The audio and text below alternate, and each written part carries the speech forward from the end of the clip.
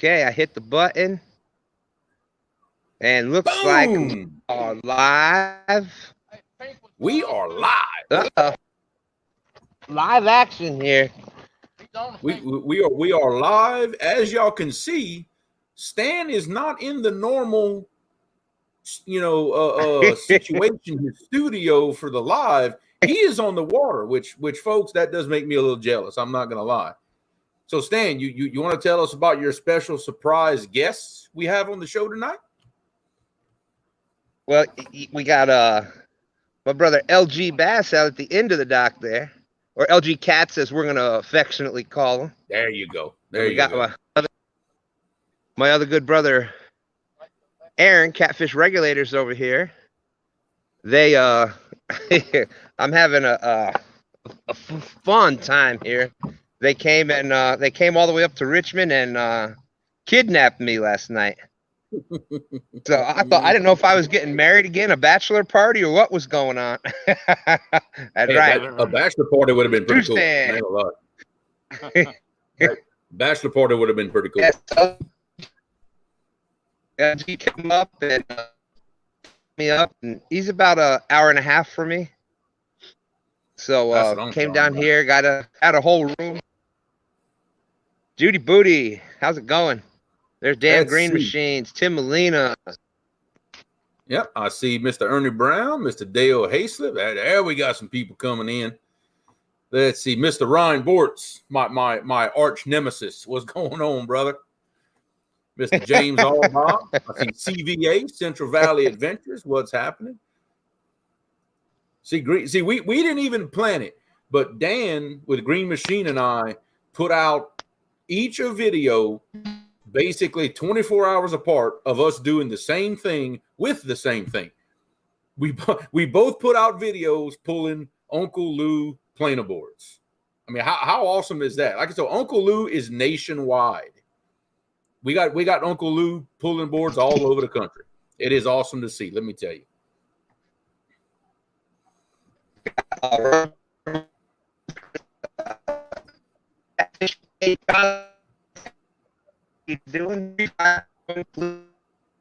Let's see, Stan's. I think Stan, you breaking up a little bit on us. Let's see. I see Mr. Philip Williams, Muskrat. What's going on, brother? I see you hiding in there. You can't hide from me. I see the Mad Catter Catfishing, Mike Greenwell. What's going on? Miss Katie. What's going on, everybody? Yeah, Stan's in an area where the reception's, a little bit in and out. We were hoping maybe it would kind of smooth out for him, but you know how alive is. You know how that goes. All right, 351 Cleveland. What's happening, man? See Mike Chavez. Mike Chavez. There he is. I might have the dock a little bit. I think I was See now your audio is breaking up real bad. That reception is giving you trouble, brother. All right, I'm just gonna hit the cam off here for a second. I'm gonna move out on the dock. Yeah, go ahead. Yeah, go ahead and do that. I got it covered. Let's see. Well, guys, tonight, let's see. From Judy Booty, Mr. Creole, I'm going to be making my way to Florida June 4, driving cross country. I'll be through Shreveport. If you will, hey, I tell you what, if you're through Shreveport, you're not going to be far from me. I live about 2.5 hours south of Shreveport. And if all this will take to come fishing with me, hey, I'll even drive north to come meet you. We can probably fish like around maybe Alexandria, Red River, something like that. But hey, man, you let me know. I'm down, man. I love fishing with different people. It would be my honor. Trust me. You just shoot me a message on Facebook or something like that. We can make it happen. Don't worry, we can make it happen. Mr. Brad Cadell, what's going on, man? No. So nobody be alarmed. Stan's trying to get him in a nice little position where his reception will smooth out. He can still hear us, but he'll be back in just a second. P City, what's happening? Oh, while I'm thinking about it, I know I've got a couple people out there that's bought some of these purple hats from me. I appreciate y'all patience. It has taken me forever to get the hats from the people that make them for me, but I now have the hats. They will be all in the mail Monday. So I really appreciate y'all being patient with me. I will get y'all hats absolutely as soon as I can. But I do appreciate it. But if anybody's wondering, for the time being, I won't have any of the gray and black ones till maybe next month. The style of hat that I use, they're on back order. Nobody can get them. It's going to be a while before I have those. I have plenty of the purple ones, but none of the gray and black ones. That'll be a while. But hey, I like the purple. I wear the purple one because for me, that represents my home team. That represents my LSU colors. So, see, now that I said it's LSU, like half the people are going to cancel their orders now. I know how everybody is about their home football teams, but there's nothing wrong with that at all. Let's see. Yeah, I think Stan. I can hear Stan. He's still kind of getting moved around, getting set up. Like I said, this was a very impromptu show tonight. Stan basically got kidnapped by LG, Tom, and Aaron of Catfish Regulators to go fishing. And I don't blame him a bit. I'd have done the same thing. Let's see if that's any better. Well, we got audio, that's for sure. I got an extra bar right there. So okay, one bar makes all the difference. Let's see, Mr. So we'll Bill, rock with it as long as it goes here. That's it, Mr. Bill. I'm gonna say poncho because that's how we would say it around here. Poncho. I don't know how you say it, but you are now Bill Poncho. That's the best I can do. Mr. Eddie Gross, what's going on? LSU versus OSU, according to Roger. That has happened before. And I'll just say that did not turn out well for OSU. But that was many, many years ago. That was in 2003. Yes, 2003 national championship. Yep. So you were mentioning about LG and them kidnapped me down here. I caught my first late Gaston blue today. Cool. A little while ago. Before we went back up to LG's house for dinner. Oh my Lord. we were in a food coma, I think. She made some stuffed shells and some garlic knots and sausage and homemade meatballs, and my goodness, I was so that was after the breakfast this morning, and lunch was sandwiches on these homemade buns. Oh my Lord. I've just you couldn't have paid for a better vacation. And I want everybody to notice by my clock, it is 7:09. We've been in this show 9 minutes and we're already talking about food. 9 minutes. I don't know if that's a record or not, but 9 minutes in, we're talking about food. Oh my goodness. And I ain't complaining either. Let's see. I saw a comment that I need to address here. Stan, if you don't mind putting Muskrat Adventures comment, that one there right below Chrissy Brown saying hi. You see it? The one right above the one you just highlighted. There you okay. I would like to address that comment because I did reach out to Roger and I said, you ask the rest of the River Warriors if they would like to do a 1 versus 1. So I'm down. I'm the one that issued the challenge to begin with. So I'm down. Hey, if y'all want to do it, we gonna do it. I'm just waiting on green.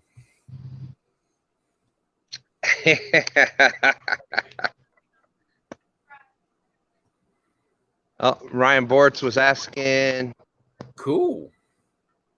Check out Ryan Bortz tomorrow for his 500. For his 500 giveaway. Awesome! Congratulations, Ryan Bortz. I love You know, Creole, we talk about it all the time, and that's something about yourself, the River Warriors, Ryan Bort, Stan 3, Dan Green Machine. I can keep going and going and naming them all. The one thing that they all have in common: prepare, prepare, prepare, and time on the water. You want to know why? Absolutely. You want to know why Stan 3 catches the 50s and now the 60, and Dan does it, He's and always out there. Ryan Bortz, and you prepare, you learn, you keep going, you put more time on the water, you try new tactics, Yep. you find new spots. Fishing with Big Mike, another one. He's on the bank. He is out there, puts time on the water. Yeah, Ryan absolutely. And I think especially as a beginner, you know, when you start out catfishing as a beginner, you're going to go through quite a while of just skunk and skunk and skunk and skunk. It takes a while. Then finally you catch a fish. Then you might skunk for a while again. You know, it takes a long time, a lot of time on that water to really get things dialed in. And something I think we can. Oh, what we got? We got. Look action? at this takedown over here. Look at this takedown. Oh, don't let off. Yeah, baby. No. Let go. Playing with my emotions, Stan. Yeah, I'm telling you, this is awesome. Playing with my emotions, but like I was saying, you know, when you're not catching fish, even as a beginner, as a pro, anywhere in between, when you're just not catching fish, where nothing whatever you're doing is not working. And Stan, as a bank angler, what is one of the first things that you're gonna do to try to get on some fish? Well, I'm going to keep trying. First thing I'm going to do is like what Brian Bortz is saying right there. I'm going to try to look for bank spots that have the right contours or conditions or holes, cover, structure, current, all those things that we talk about. The more of those things that you can put in each spot, the better that spot is going to be for different conditions. So you want to have as many different spots as possible. You know, you want to have as many different spots as possible. And if something's not working, if you're casting up shallow and it's not working, go out to a little deeper or look for more structure. And, you know, you might even have to move to a different spot, even on the bank. If they're biting light bites, you might have to change to a smaller bait or just change the location slightly in the water. But every time you go out, there should be, you know, you should be taking a mental, or even some people write it down. Okay, it was this kind of weather conditions, this time of year, this water temperature, and you kind of start to figure out, and especially in like the tidal waters, okay, when there's high tide, in these conditions, this spot was better. When it's these conditions, you know what? I noticed the fish seem to move downriver a little bit. So I'm going to go back to that other spot that had maybe a little more current or a little deeper water, or maybe a shallower flat right off that deeper water. But that's the best thing you can do from the bank, is have multiple spots available to you with as much different structure, current, etc., on that one available spot. Yeah. And really, that's absolutely no different than my approach from the boat. You know, it's the same thing. I want to have many different little areas available to me that have different depths, different current speeds, maybe different type of structure. That now, the only difference is Stan's either walking down a bank or driving to his next spot, and I'm moving my boat to the next spot. But still, like Stan said, selection of different types of water, you know, type of water in general. It's still what we're looking for, whether you're on the bank or on the boat. Now, I know something that I do, and I don't know if anybody else does this. I don't know, maybe I'm just, you know, a little OCD about things. But I remember from working on cars and racing, when something's not right, you need to get things dialed in. You need to get things adjusted. The problem is if you make 15 changes all at once, well, you don't know what change you did helped you. So me personally, if something's not going the way I want to, I'll change one thing. I'll either change my depth, or I'll change to a different bait, or I'll change. I don't make 5 changes at once. And see, I change one thing at a time, and then boom, when I get that first hit, now that tells me, okay, that's what worked. So let's build on that. And I don't know if it's just me. That is such a good tip. I don't care for especially the beginner, because you get to be sometimes when you're just starting out trying to remember all these things. Mm-hmm. Do the one thing at a time. That is such a good tip. That I think that one tip right there will help tremendously with improving your odds of catching fish. Yeah. And not only that time, but for future times to come. Now I'll say this. It takes a little more time to do that. If you gotta make that one change and then give it some time to see if it worked. Then you got to make another change, give it some time. And then it takes more time to do that. But I have learned for me that when I make that change that gets me a fish, I get on more fish a lot faster, because now I know what it is I did that helped me, whether it be a different bait, different depth, different current speed, whatever it may be. Well, we had a bunch of people come in there up to 30 now. We got Lyle, Catfish Weekly is in. Matt, Wanna Be Outdoors. Country Boy, Catfishing. Thomas Littlepage is out there. Catfish and Pappy. I don't know if we said Dale Hayslip before, but Dale's out there. Great Dale to see you. Patriot. I see Thomas Littlepage, the first gentleman of the Iron Cat. That's true. That is true. I had to do it. Think like a fish. Need over want. Yeah, that's another thing. That's one of the biggest things that I've learned from Epic is that don't put your personality, don't put your personal thoughts into it. Nope. It's instinct. What conditions you're in, think what that's going to instinctually do to how is the fish instinctually going to act to that. And I know for me personally, I've learned 1,000 things from Epic since I've gotten to know him very well. 1,000 things. But if one thing he ever told me that I hold to more and is true and has helped me more than anything else he's ever said is that fish don't think. They cannot plan ahead. White perch, all right. All a fish can do is react to whatever conditions it's given at that moment in time. It can't think ahead. And just thinking that way has helped me more than anything else. Of course, we got Laura the Explorer here. How you doing, Lori? And Good Eye. Yes, this is for those, we announced it in the beginning, but for those that are just coming in, this is my beautiful new studio. Maybe I might do every Friday night down here now. Who knows? You better find you some reception. Yeah, that's true. That's true. Bring you a hotspot out there or something. Yeah, I got to figure it out with this phone. I upgraded I upgraded the plan to that. Mm-hmm. And since I did, I've had worse reception than before I upgraded my plan. But yes, that is something's up with that. That is he's right there. Right. I'm trying to poke him in the head. I can't get it. He's right there. That is the one and only LG Cats.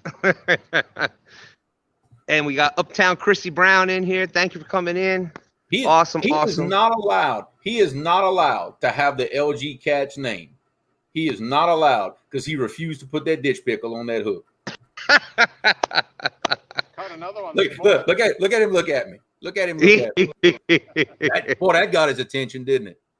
He caught another one earlier. We were trying to get some bait, and I I was like, oh, perfect for bait. No, that sucker right back in the water. It wasn't even legal size to keep. I still love you, Tom. Don't worry. I still love you. Hey, we got Rebecca Mudtramp out there. How you doing, Becca. Rebecca? What's going on, Becca? Great to see you, Simon. Oh, do we got Judy Booty in here?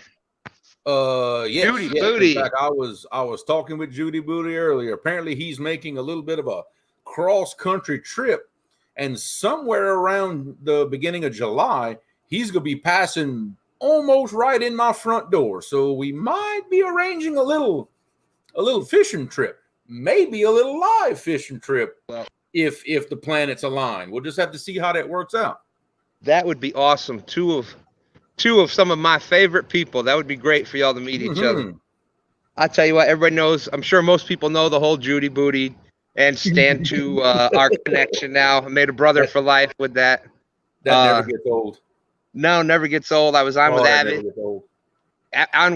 And of course we had Paula Smith out there. And what do you do when Paula Smith is there? You start pointing out how all the wonderful anglers are. It doesn't matter what sex they are or whatever. Yep. Everybody has the same potential to be that great angler. And I'm calling out all the great female anglers that are out in the chat. And of course, what do? I go and mention Judy Booty. And I swear to goodness, though, that during CatCon, I could swear that I heard Chris Flores call Judy Booty a her. I'm just saying. Oh, so now you've told that story like 15 times. And now all of a sudden you will drag Chris Flores into this? Man. Hey, well, Come on now. Well, Creole, once you know how it goes. Once you tell a story so many times, you got to add little pieces to it to keep it fresh and entertaining. You can't just let it's gonna be a totally different story like a month from now. Hey, that's how it is. That's. But with speaking of Chris Flores, Stan, if anybody out there in chat knows when he's gonna have some more rods in stock, because I'm fixing to have some money that's gonna be burning a hole in my pocket. I need me some more rods. I need to get my fix of Muddy River catfishing. I'm telling you what, I love our Muddy River rods. I love my whisker. I love my ugly sticks. Have them for years, and I'm still gonna have ugly sticks. But when it comes to casting these bigger baits and bigger weights, hey, there's our Cajun brother Sean T Outdoors. I hope the weather down there. What's happening, brother? Wanted to bring that up. I know we had some bad weather going through Louisiana down there. I hope that hope everybody down there. Hope everybody's doing okay, and always in our prayers with that stuff. Yeah, Lake Charles is having a rough time right now, and that's way south of me. For anybody, I know I've had a couple people reach out to me, and it's been so nice. People reach out to me, worried about us. Hey, y'all okay? And I'm like, man, all that flooding is way south of me. Like, kind of. Isn't it crazy? People from across the country, and you're like, it's like these people are your long lost friends. Like they know you for years, and just have so much love and concern for everybody. It's just great. All right, I'm gonna finish. I started too many topics at one time. I got to go through and finish them real quick. We were talking about Judy Booty, and that connection I have. I did that, and he could have gotten mad about that. He could have gotten all ticked off. No, he ran with it. Oh yeah. And then of course I had to run with it some more, and running joke. Just awesome. And y'all check out Judy Booty. He does some great lives. He's starting to put out some more there. So check out Judy Booty. And as you can see right there, Judy Booty Catfishing just put our good friend Tim Molina just dropped a new video today. Yes. He's up above 200 subs now, just growing and putting out content. Really a lot of respect for Mr. Tim Molina.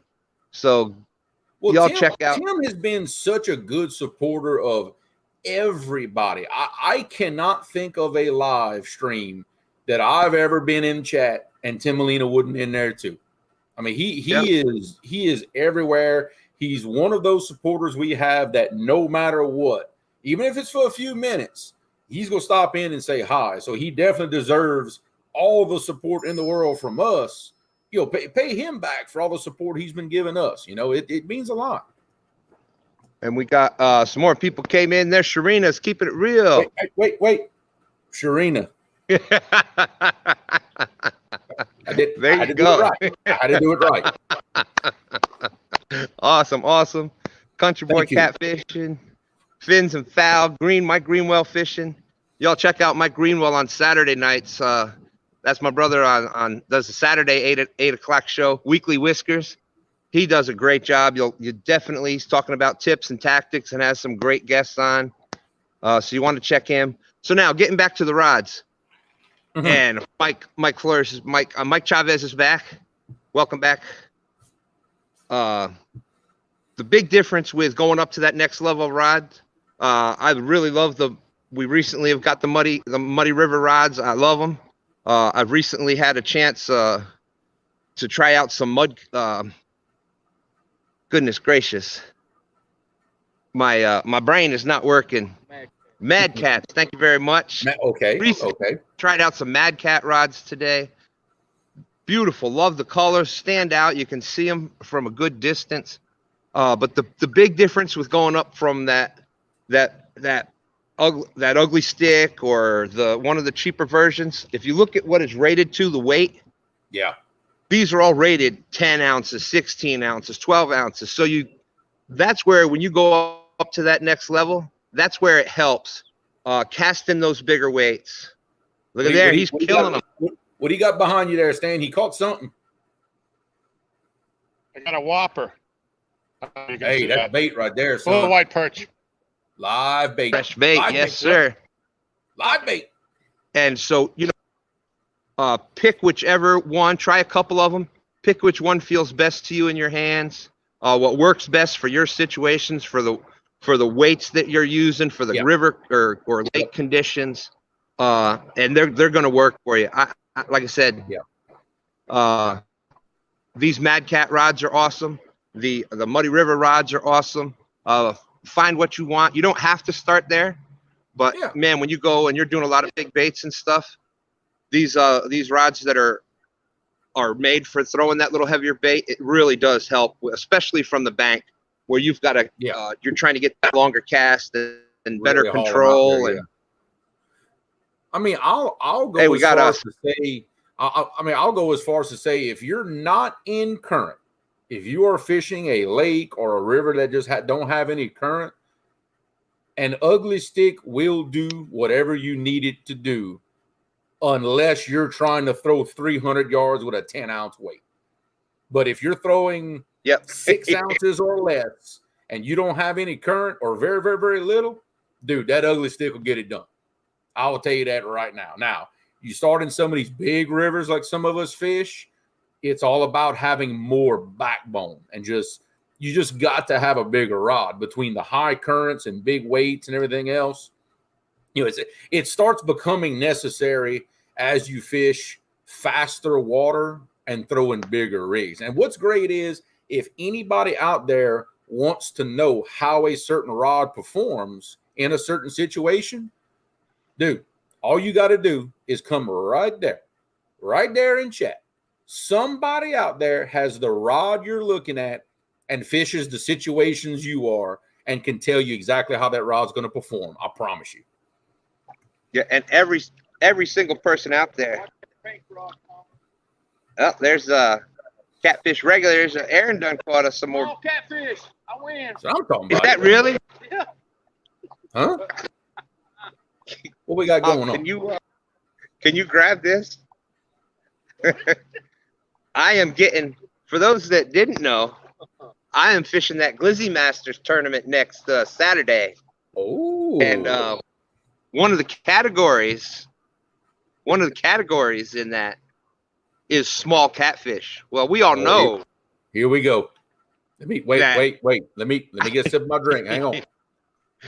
We all know that if you want to catch a small catfish, you got to target it. Well, check out this. Oh my God. That is how you target small catfish. So whoever is in that glizzy master next week, be afraid.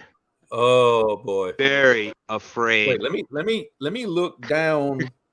Okay, I wanna look down and see if I had my boots on because it's starting to get deep. Said to be sure. I tell you what, I love it. I love it. And that's what, to me, this is what's awesome about fishing. We're sitting out here. We've got a chance. We've got rods out that we can catch a 70-pounder tonight. And there is big fish like that here in this lake. But we are having so much fun. You see Tom coming through with some white perch. You see us targeting those monster 3-inch channel cats, and I think he still had a piece of the egg on his tail. Yeah.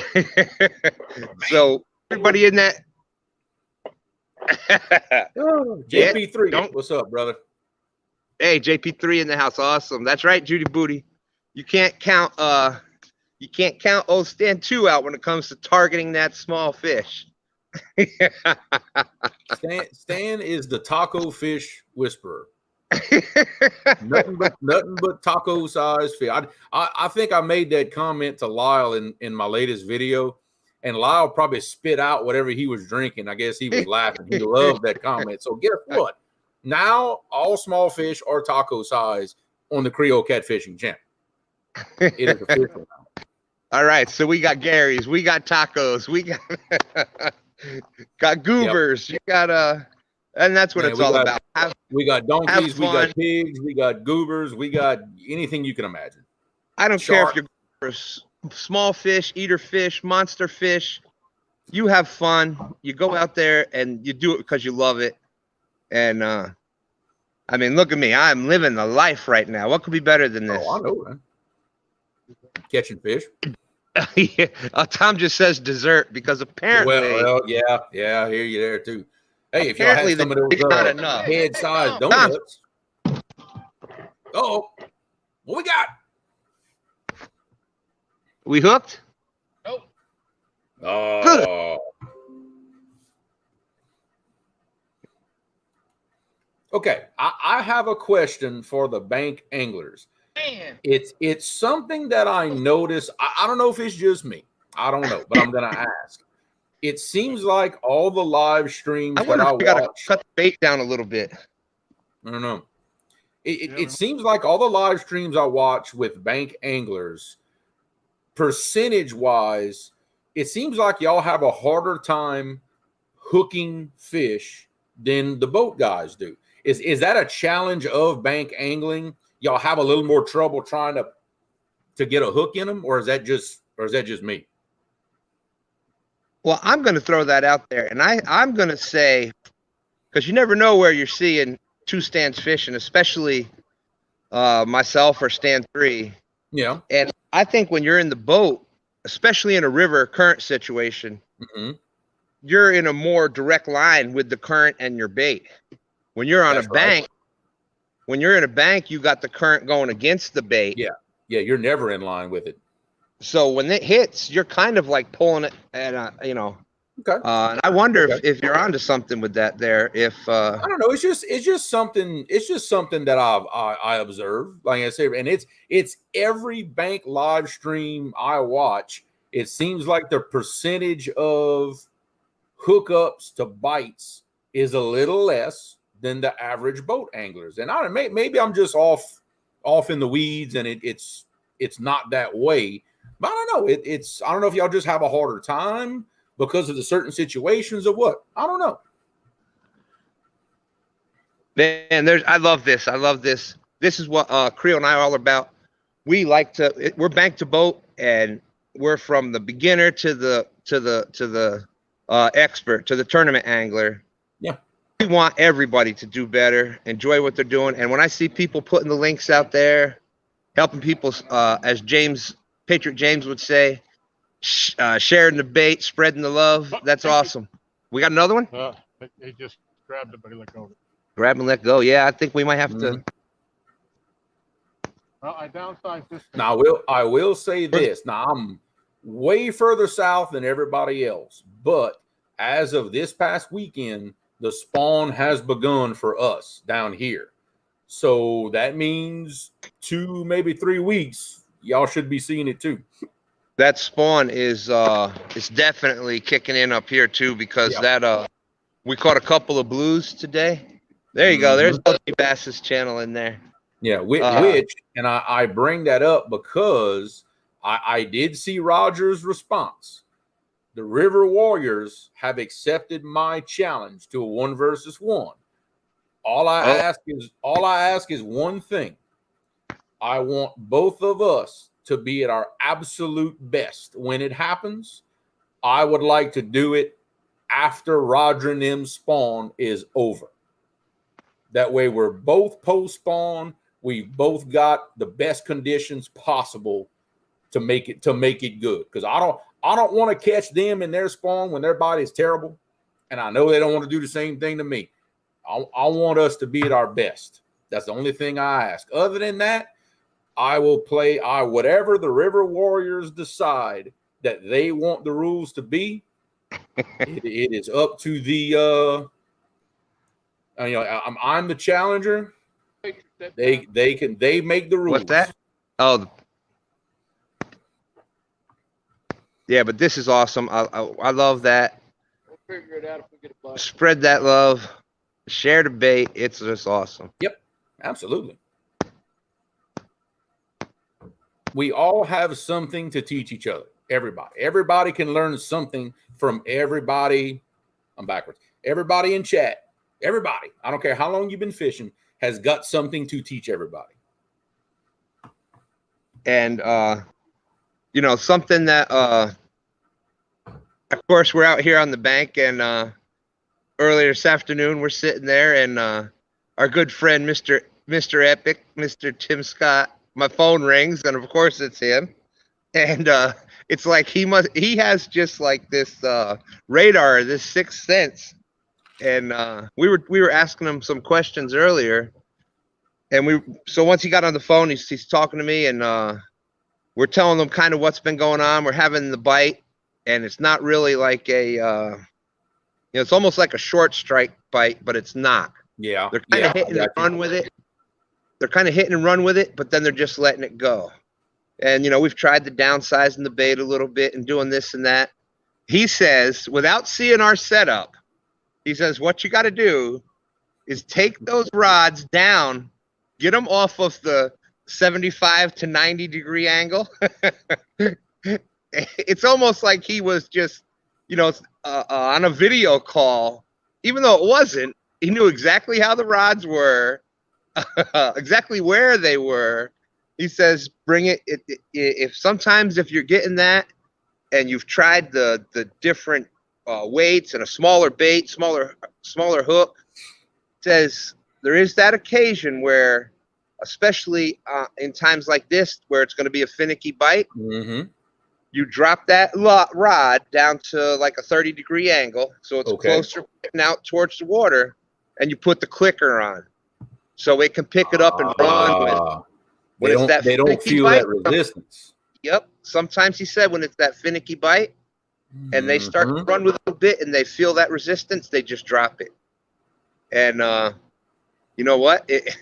It's like just like everything else. When he says it and you understand it, you're like, duh. Why did oh, trust me, I know.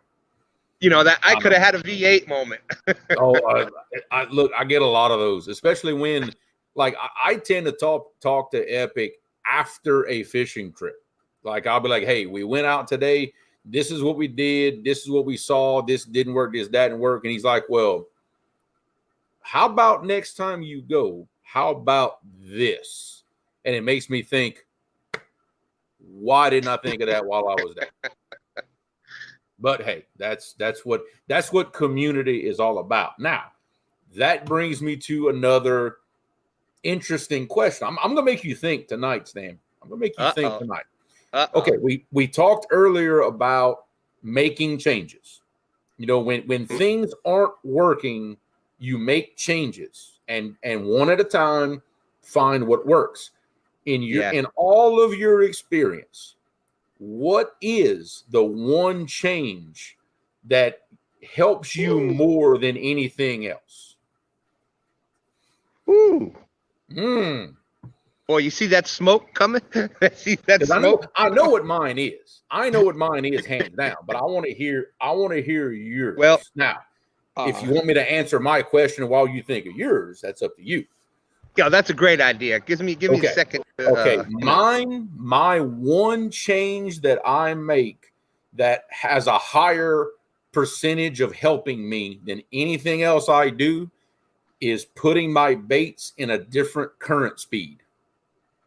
That is the one change that, and that's right, Big Hook, location. But to be more specific, I locate my baits either out of faster water into slower water, or if I'm already in the slow water, I move them over to the faster water. But that change of current speed, that makes more of a difference for me than changing bait, changing cuts of bait, changing. I mean, I don't really fish with sand-T rigs unless I'm dragging, but that one thing helps me more than anything else. But that's for me because I fish these big rivers to where literally if I move my bait 20 feet, I could go from 5 mile an hour current to 1 mile an hour current. It's a huge, huge difference. So I have that opportunity. But that is mine right there. Yeah, and I would say based on there's regulators. Isn't Aaron like on the bank next to you? He's like 15 feet right there. What's up, Aaron? Yeah, hi. You could just come and say hi. We got Tom behind us. just like my wife in the next room, but she's in chat talking with us. Yes, and I would say that changing the location, like you said, to maybe a more current or less current. Mm-hmm. I would say in more situations, that'll work in many different situations. Okay. But being more specific, it depends on what. If you're getting no bite at all, yeah, change it to a different location, something totally different. If you're in slack water right behind the cover, move it out to that or if you're up in the shallows, cast it out into that channel. Or if you're out in the deep channel, bring it up onto the ledge. Yes. Change it totally from what you were at. If you're getting that bite where it's that little, it just seems like they're hitting it and they're doing a takedown, but then it's just they're not hooking up. Either add a stinger hook or I'll change the bait size, especially in colder water or like cold front conditions. So it really depends on what the bite is and what conditions I'm fishing in and what is. I got you. So there's a wide variety of answers, but I think yours for more situations. Yeah. The number one thing to try, definitely getting it in, and even Epic. We've talked with him how many times, and it could be something as simple as reeling your baits in a foot. Yeah, it could be. Where that bait is in the just out of their strike zone. It's in their where they know it's there. It's in the notification zone. They can see it, but it's like, nope, that bait's 4 foot away from me. I ain't wasting my energy to go for it. And you move it 1 foot, and now it's a 3 foot away from them. They're like, all right, bam. And well, I mean, because think about it. If you like for me, for example, I normally throw my rods anywhere from 60 to 100 feet behind my boat. Well, there's a decent chance that I threw those baits 10 feet behind a fish. It's possible, but when you nudge your baits, I know that's what Roger and them call it, nudging baits.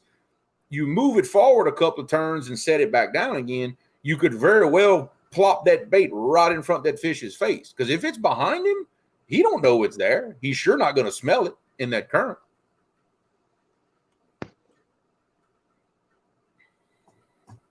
Downsize if I get stuck on no bite. Yeah, if I get on no bite, my first reaction is definitely different, totally different. If I'm fishing shallow, I'm going to look for a deep hole. Yep. Or I'm going to look for, more current or less current, depending on where I was fishing. Yeah. Yeah. Now, If I will say this. I will say this to Big Hook's comment. If I'm getting bites but no hookups, then that is definitely my move. Then that is my number one move. I'm going to usually cut because I have a habit of throwing baits that big. So, yes, that is my number one move if I'm getting bit, but they're not getting the hook. But if I'm not getting bit, nothing at all, I'm looking for a different current. Now, it might mean throwing the rod differently. It might mean picking up and moving 3 miles down the river to find that different current. It doesn't mean stay where you're at and find it. Sometimes it means pick up and move completely to find it. It just depends on the situation. But different things are going to work from different people. And if that change in bait size works for Big Hook out in California, absolutely. That lakes, hey, we've already talked about how different things work in different places. But it is. I think those river fish are on a little different wavelength than I'm going to call lake fish. River fish, in my experience, they either hit it or they don't. If they decide they're going to hit that bait, dude, they hit it. They usually don't mess around too much with it unless it's extremely, extremely cold water or if their fish are very small. But if it's a decent sized fish, usually they don't play around very much if they're there.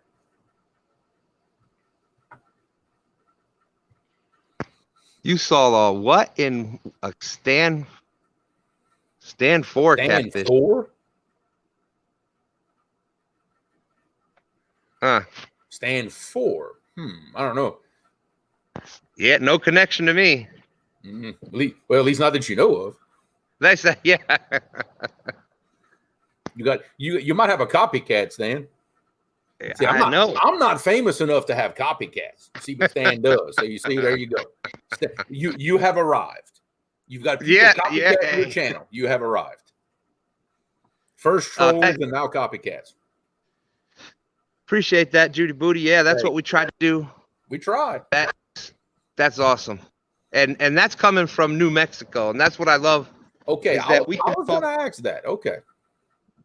Judy Booty Catfishing, #NM Anglers. You got Judy Booty out there. You got his brother Darla. You got Tiger Muskie, NM. Tiger Muskie, New Mexico.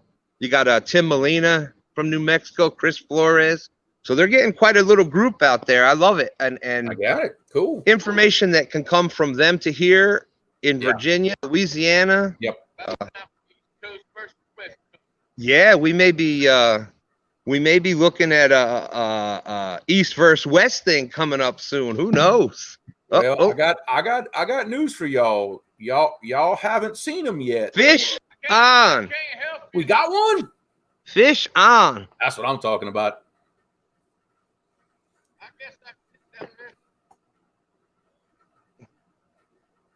Justin and Daniel, my 2 sons. All right. How does Catfish Dave say that? We have a show. That's right. There's a fish in it. So now this is a fishing show. Yeah. Have you seen the past few videos he's done where he takes that young lady out?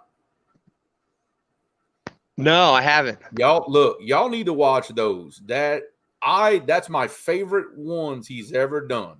When he took that young lady out fishing, because I think I got to see a side of Catfish Dave that he doesn't normally show in his videos. Like really what a good guy he really is. And like he would get like outwardly excited, like really excited when she caught those big fish. It's something he normally doesn't show on his channel. So y'all definitely go check that out. It's my favorites of his. I can tell you now. See, I'm not the only one. and while I'm thinking about it, I'm going to call you Judy because I don't know what your real name is. But if y'all do come my way and we do get to go fishing, keep in mind that besides myself, I can put 4 other grown adults in my boat, no problem. So it don't have to be just you. I mean, I can bring 4 more people on my boat. So if y'all got a crowd, we can bring a crowd. Just throwing it out there. See there, I was talking about Judy Booty catfishing and all the New Mexico anglers that are out there. And there's a couple other ones. Judy, feel free to drop their links out there. That's awesome. Oh yeah, absolutely. We want more the merrier. The more that everybody grows, good for all of us. Darla is Judy's brother. So you got Judy and Darla, and they're brothers. So great to have you in, Darla. And they've been doing some lives lately. So you all want to make sure you go, make sure you check them out, because I love watching the New Mexico anglers out there. I think it's great. Mm-hmm. Now we're starting to get a little Louisiana group going on here. Now it's not anybody that's ever been in any of our chats, but I'm hoping to change that real soon. I'm just going to drop that little tidbit and let's see what's going on. Yeah, because right now, well, ain't that interesting? I'll call later. Right now, as far as see what happens, Judy? Speak of the devil and he shows up. Uh-huh. Darla comes in. Talk bad about somebody and there they are, huh? Hey, there's our good friend Uncle Lou, Lee Reed. Always great to see you around, my brother. Austin, I got your comment on the one video. I'm definitely Austin is one of the peeps from around here. Well, I'm saying around here. I'm used to being up by Richmond. He's from James River, one of the locals up there, and he has a couple new spots that he wants us to go out and check out with him. So definitely looking forward to that. It's just working. I see Uncle Lou. Uncle Lou is in chat with us. What's going on, brother? So yeah, Austin Dieters, and he's Austin Dieters, MV Dead Shots. He's starting to put out some content too. So I'll be starting to drop his link around. He had actually made a on one of the Stan 3 and I were just out fishing one of the nights on a live, and he happened to track us down and find us, and he was out there helping Stan 3 with some of the rods there for a bit. Awesome. So I've already met him. What's that fish look like behind you there, Stan? I see something flopping around back there. Oh, it's a nice one. We forgot all about he caught a fish. Oh, was that a channel cat? No, the blue. But we've got this. We look like about what, 6 pounds? Something like that? Yep, something in there. Yeah, pretty blue. And they are definitely up here getting into the spawn, or gonna be real soon, because the ones we've been catching are all beat up. So yeah, see the ones we caught last weekend, you know, when we were dragging the boards and everything, every one of them had a bunch of mud on their bellies, like they were making nests. Yeah, it's and the bites slow. The bites slow down a lot all of a sudden. So yeah, I think it's that time of year. I might have to start sac-a-lait fishing for a few weeks.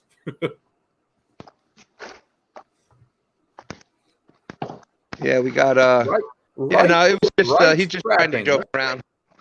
That's a name I don't know if I've ever seen before in our chat. Right, Trapping. Yeah, that's well, welcome. That's my good friend Coyote Wrights Trapping out there. Wow, okay. Awesome. He's out Washington area, West Coast area, and does a lot of salmon fishing, obviously trapping and things like that. Fellow veteran, so much love. We love our veterans and service people. Here we go. There you go. Let's make that fish famous. Beautiful little blue. See that fish don't know he's on a world famous show, does he? That's it. He don't know. Belly's full. Big belly. Now we know that fish is famous. See, he can go tell all his buddies. Yeah, Tom had to come pick me up in incognito last night. We had to, avoid the paparazzi and. Hey, look, hey, I tell my wife all the time. I say, hey, I'm famous now. Better watch how you talk to me. And you can about imagine the response I get from that comment. Yeah. Needless to say. Yeah, that's right now the James River. This is what's happening there. I've been catching striper nonstop. I'm happy with it.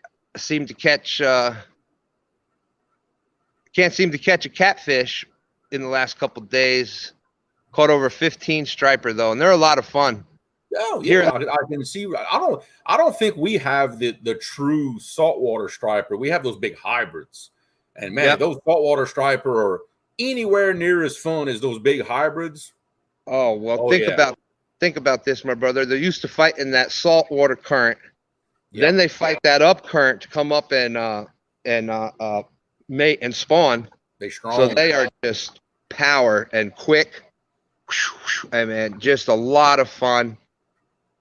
You know, even though what's his name? We were just talking about Catfish Dave calls them that dang striped fish. Dag blasted fish with the stripes. yeah, but let me tell you, I'm gonna quote the famous John Noel. If it makes my pole bend, I'm pretty happy. You know, I ain't that particular. Yes, sir. Yes, sir. You know, that's really what got me in the trophy catfishing. It wasn't really the fact that it was the catfish itself. It's just the opportunity to catch a fish with that much power. You know, that's what drew me into it, you know, years ago. And I ain't stopped since. That is what that's you know, with the trophy catfish, the bigger catfish, the breeders, the whatever, however you want to call it. That is really Lee Reed saying great video. I appreciate you. If it would not have been for your generosity, that video would not be possible. So, and I'm a fan of dragging now. Let me tell you, I'm a fan. I like it. We're gonna do a lot more of it. Hey, there's Brian B. catfishing. He's the fellow contestant, and so is Judy in the first inaugural Glizzy Masters on Paz Life's channel on March 29th. Did we say hi to Dan? Because I see Dan in chat. I don't know if we even shouted him out.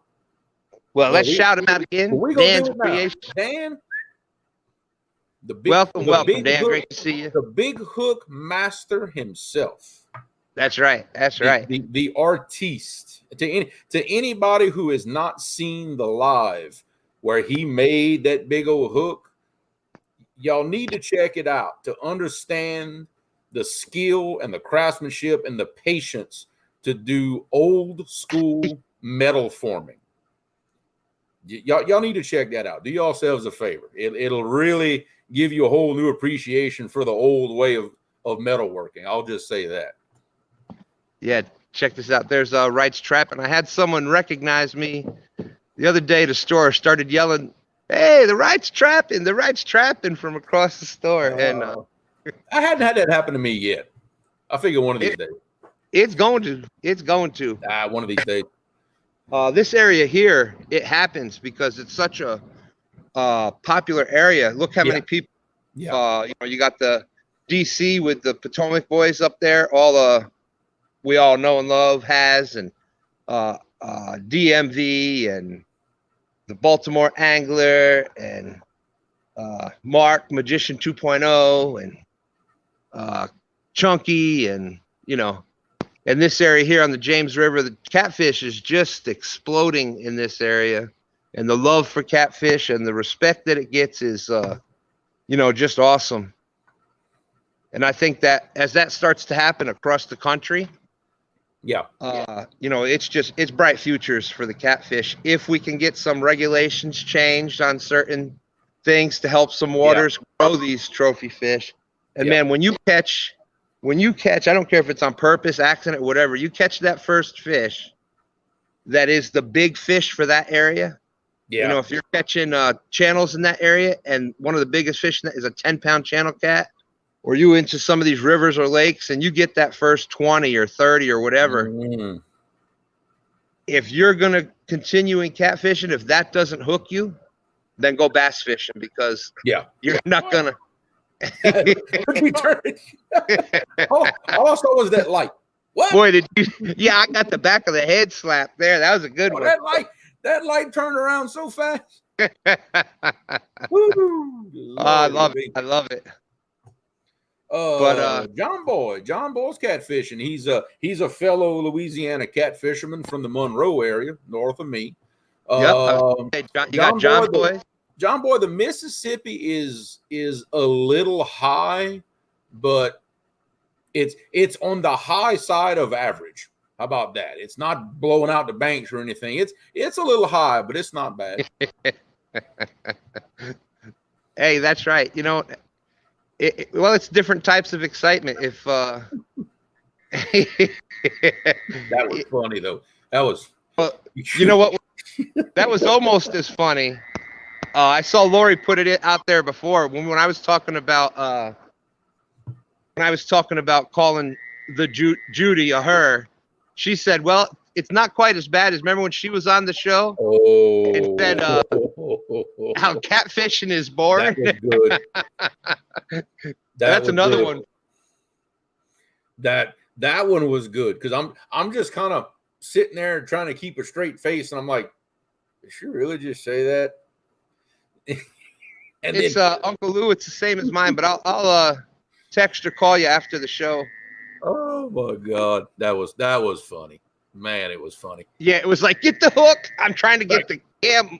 Yeah. Oh my goodness. Well, I think and especially when you see, was it Palmetto that cut that clip out and submitted for a blooper? If you listen to the whole segment, she was making a point about how with catfishing, you're throwing your baits out and just kind of chilling out, whereas bass fish and everything else, it's much more active fishing. John? So just that statement taken like out of the context, it's funnier than if you listen to the whole conversation we were having. It's just the way she said it. It was funny. It was really, really funny. We about to put another Lake Gaston as Epic called it earlier today. We got another Lake Gaston blue cat on the. We're gonna make another one famous here. We got a fish on. That's what I'm talking about. I'm glad somebody's catching fish. I'm sitting here in the back bedroom just. Oh, the bass man is on it. Tom is on it. It's been awesome here fishing with. Just imagine how many fish you'd have caught if you'd have put that ditch pickle on that hook. Yeah. Just saying. I'm just trying to. We started out. I'm trying to complete his training to fully come to the dark side. I'm trying. You know, the more people we get doing that, I think we have a shot. We have a shot at it. Have a shot. Catfish regulators. Aaron has been up here fishing with him a lot. Him and the one ton brothers over there have they've been trying to pull him to the dark side for a while, and LG's been knocking some big ones here. Yeah, he has. Yes, he has. Oh, LG may have. Are we got confirmation on a channel? We got confirmation on a channel cat. LG may have just set a new PB here on Bank to Boat for a channel cat.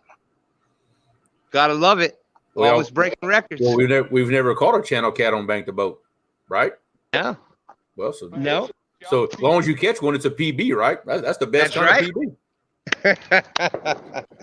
If it's the first one, it's got to be a PB. No, technically, that one you had in your hands earlier was the first PB. Yeah, that's true. That's 3.5 ounces. So now you've broken your PB in the same stream. Here's this, and keep in mind, my PB, those channels don't get big in this lake. So, see, for us, that is a massive channel cat. Like where we, I don't know if they get that big where we are. I've never seen one that big. We're gonna get a scale on him just to see if he is. If we catch one that's 3 pounds, that's a hog. 6.18 is LG's okay. Is his PB channel. So we're gonna see how close it is to that. That's possibly got potential. especially if he was kind of fat. It's going to be close. It's going to be close. But yeah, you talk about loving life. What could be better than this? Out with some good friends, and like I was saying, Aaron Catfish Regulators here has been fishing with Tom, and 1 ton is supposed to be coming. Art and Josh supposed to be coming, stopping by, and because they've been a while trying to get me. We're about an hour, about 100 miles from my house to here, which isn't far, but I don't drive, and they've wanted to come up and pick me up before and stuff, and you know, you feel even though it's your friends and you know that they would do anything for you, you still feel like, you know, you feel like you're putting somebody out, and I got you. But man, am I glad that I said, well, come on, let's do it. D. Smithy, my wife, has been trying to talk with Tom and tell him to come, that it's okay with her to come. Let's see. Snap me. What's happening? I don't. Were you in here earlier? He slipped in on us, I believe. What's that? I think he slipped in on us. Good to have you in the show, Has.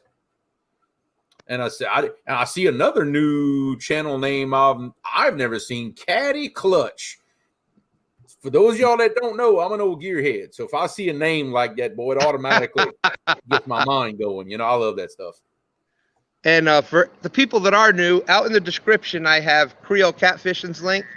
My good brother, Creole. My wife has said one of the first couple times she saw us together, she's like, now, you are from Louisiana. You sure you don't got brothers out there that I don't know about? She literally was, that's got to be your long-lost brother that's out there. So I don't know who should be more insulted by that, me or you. Yeah, I don't know. That's pretty even. Well, we are getting world famous, so we should be glad for it. World what do we got? Famous. No, it's no You PB. hear that, babe? World 5.2. famous. 4.9. I guess my eyes were bigger than my fish, but 4.9. 4.9. Still beautiful channel cat. Still a big, for me, that is a monster channel cat for my area.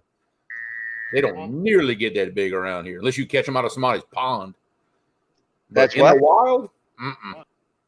All right. Well, that is number 121. Our brother LG there is on. He set a goal to get 365 catfish this year. So he's at 121. Mm-hmm. I catch one more. Actually, Dan, if you find one old enough, they do. LG Tomcats and Bass. Now, Haz was asking about the Glizzy Masters and asked if I'd been working on my secret formulas. Well, I don't know if he was in here tonight, and y'all know that Stan 2 knows how to target some fish, and I'm targeting that small cat award because oh boy, twice in the same winner, night. That small catfish is going to get the winner 2 custom rod holders from Snake River. I love me some new custom rod holders. Okay. So Haz, if you weren't in here, we caught the winner for sure. Oh yeah, that was all of about. That had to be 3 inches. I mean, it was. Hey, this is no kidding. You could have put it in a taco shell and not seen the fish. That's how small it was. It would not have hung out on either side. That it was shorter than a taco shell. I'm telling you. Dan's Creations, you have a goal of a 10-pounder this year. Well, keep at it, Dan. It's time on the water. Yeah. You'll find the spots that start working out. Get there. He's been fishing in some of the lakes and speaking with some of the people from out in that area. They don't have a very good population of catfish in the lakes that he's in. So, you know, if you're wanting to stick with catfish, maybe try to pick some different lakes, different areas. Switch to the fish that are in that lake that are the predominant, if they're the ones that are close to your house. That's small. Let's see. I am not kidding. When we end this, back it up and look at it. I'm telling you, it's shorter than a taco shell. How's it going, Jeff? Oh, he missed it.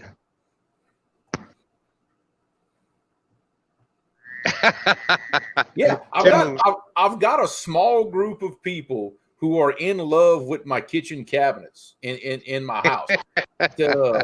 Tim Molina actually messaged me one day and asked for some pictures, like full view in my kitchen. Chunky loves them. I got a couple of, hey, I appreciate it though. I'm honored by that. Trust me. And I can't wait for this Glizzy Master. This is, to me, the Glizzy Master is, all kidding aside, it's going to be all kidding. It's going to be fun. Oh yeah, this is going to be hilarious. And now, okay, that's, explain this to someone like me who has no clue. Okay, I have never heard the word glizzy in my life until Has started doing his channel. What qualifies as a glizzy and what does not? Like what's the range here? Well, maybe I should send Has the link and see. Yeah, we might need an in-person explanation because y'all got me just like this, My understanding of a glizzy is any sausage type product, like your bratwurst, regular hot dogs, kibasi. Yeah, I mean, because you gotta, I'm sure has thought all this out, but you gotta draw the line somewhere at what actually is a glizzy. Now, if it's anything stuffed in a casing, that opens up a lot of territory. And we got he's calling his shot. Look at that. Yeah. And he did, boy.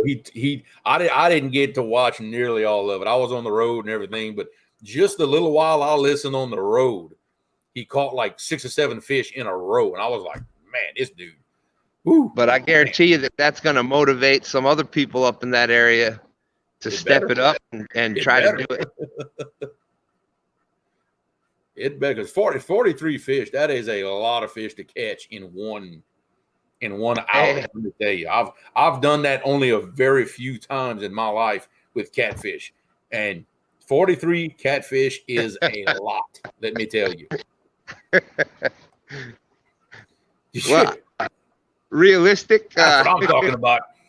We got to, you start talking about world famous and feeling like you make it. We finally got to send in our. I hope it came out clear enough and everything.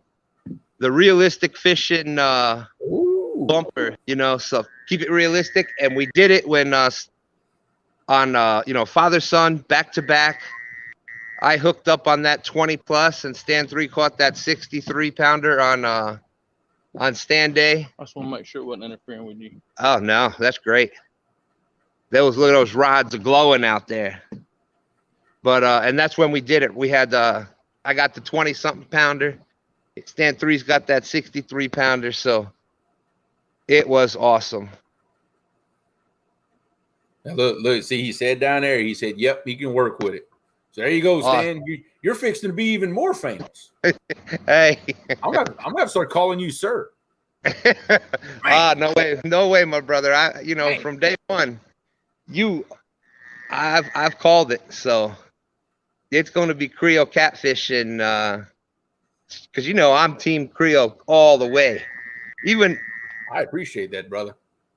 Even when we have fished together, I've bet on you. So against each other, Look, I've said it so many times. You were my first subscriber that was not related to me. You were number 13. Well, and ask me how in the world I know that, but you were number 13. I am honored, and that's just those small things happen that kind of like blow your mind. 13 is my lucky number. I was born on the 13th. Always lucky with 13. So, and I have confirmation from Has. Got it right with the glizzies. Yes. So any sausage type product is the glizzy, but it's just a fun way of saying fishing with. I got you. Yes. I was wondering if and Stan, down here we got types of sausage and things like that nobody else has ever heard of. So I could stretch that limit. You know what I mean? I am a saloonist. For those that don't know, charcuterie means saloonist. You make sausage. You can make sausages. So maybe make some fresh okay, Bodine. okay. Make some Bodine sausage. Got some blood possibly sauce. a seafood sausage, like just Which is a standard sausage down in that neck of the woods. Seafood sausage. I have seen and had them before. seafood boudin. It will change your life. I've heard. I was wondering if anybody else saw this. Wow, those look like the lightsabers back there. I know. Them things just. And y'all haven't done anything to those rods, right? No, these it's just are the light you have on them. Yep, and it's just a regular straight light. Those the pink colored ones, the different colored ones there. Those are the Mad Cat rods. Ah, okay. This one here, the white one is Muddy River Blue Cat. And let's see. And the one over here at the end, that is a Muddy River flathead rod. So yeah, Aaron has these Mad Cat rods, and just look at that. Whatever color they are, they just put a regular light. I love it. You're about to give Chunky a run for his money, I believe. And that's just a little bitty floor light shining up at it. No, man, Chunky is the bank master, the glow. He has got the king of bling. King of bling. That's right. That's king right. Of bling. Often imitated, never duplicated. King of bling. That's I would never try to. I would never try to do anything like that. But I have a feeling if anybody would try to outdo Chunky, he's going to probably bring out like the other 67 lights that he has at home that he doesn't bring. Right. Well, and then on top of that, I don't know if Ricky's Creations was in here. That sign that Ricky's made for Chunky Catfishing, that is part of the show now. Like if I don't see that Chunky Cat sign, it's like, wait a minute, what's going on? That really has. He does amazing stuff. Ricky's Creation. That really has become part of the show. So.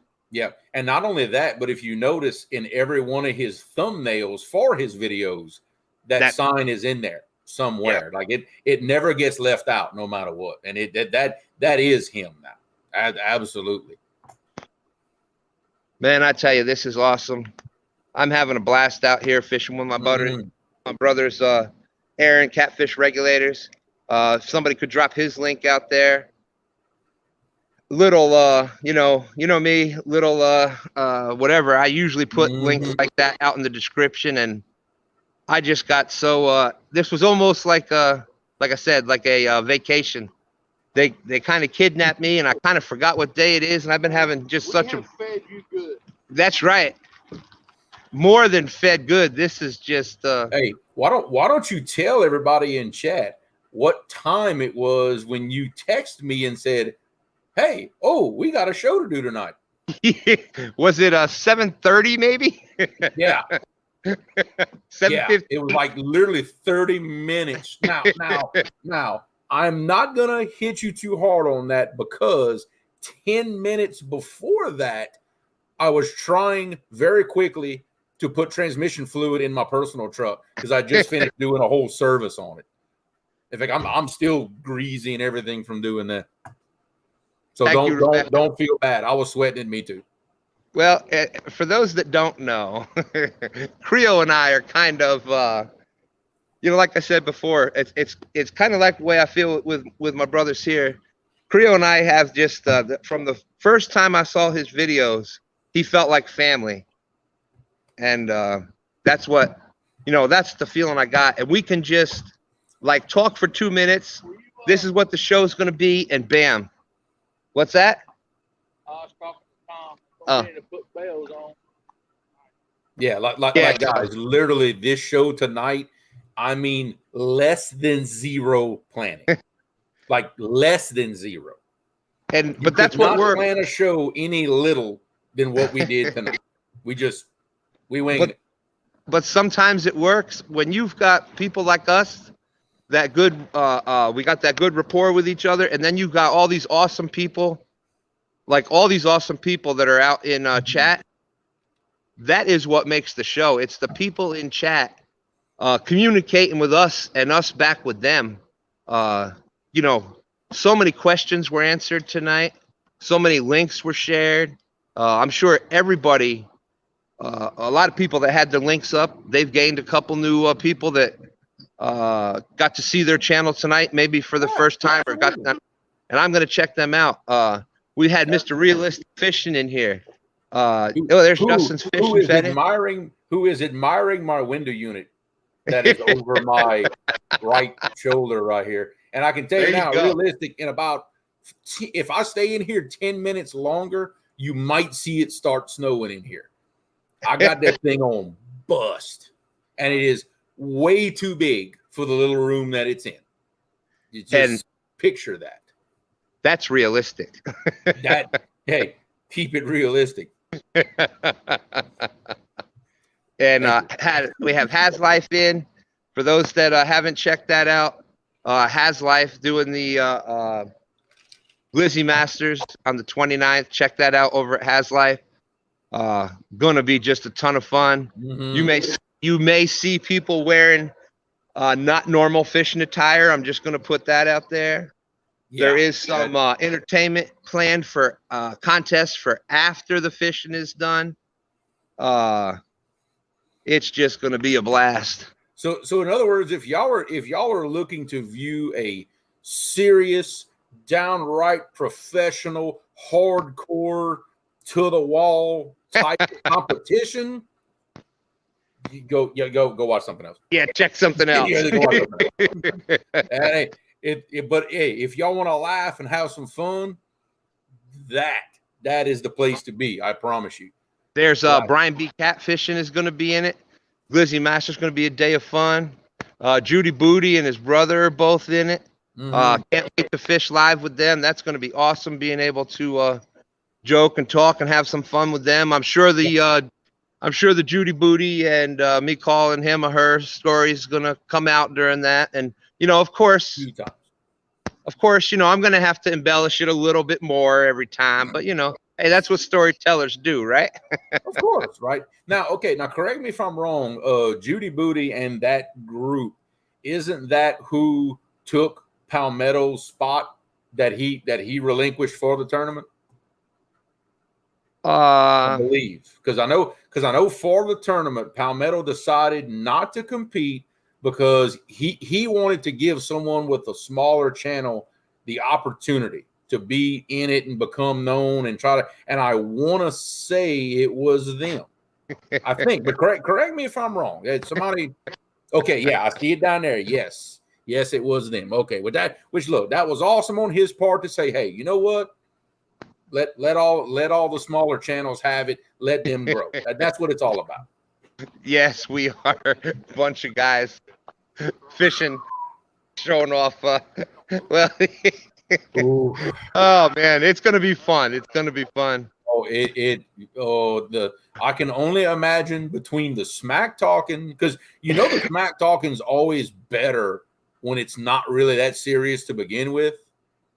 The smack talking is awesome. Between the smack talking, general shenanigans, and just yeah, it's. And you got Has and 2.0 running it, so you're gonna have sweet doggies. You're gonna have Has as an MC should really make it. You know what I mean? It should really just make the show. We would never embellish a fishing story, never. No. No. Yes, and I see Tim Molina again. Tim Molina, another one. Much love and respect for Mr. Molina. Consider him a good friend. Y'all check out his channel. He just dropped another video today. Glad to have Old School back in. Recently came in and found our little catfishing community, so that's great. who's going to be top 3 in the my hot dog has a first name. It's DARLA. See, it started already. Oh, It man. is. Well, that didn't take long. Man, it started already. Oh, Wow. we have you know how it goes with any of those things like that. There's that Facebook group that's always started, and you get the Yes. messenger. Yes. It went off. I think it was last weekend, and it was like boom, boom, boom. Shots were being fired for like 5 straight hours. Kind of like we did, huh, Stan? Yep. For It the was, Iron man, Cat. it was, I know for like 2 days straight, man. I know somewhere in the back of Palmetto's mind, he's like, why did I create a group text and invite all these jokers to be in it? Why? Yeah. Because he had to be getting tired of us at some point. He had to. God bless him. He had to. That's right. Who's going to be the first to grill their glizzies? You never know. We might have the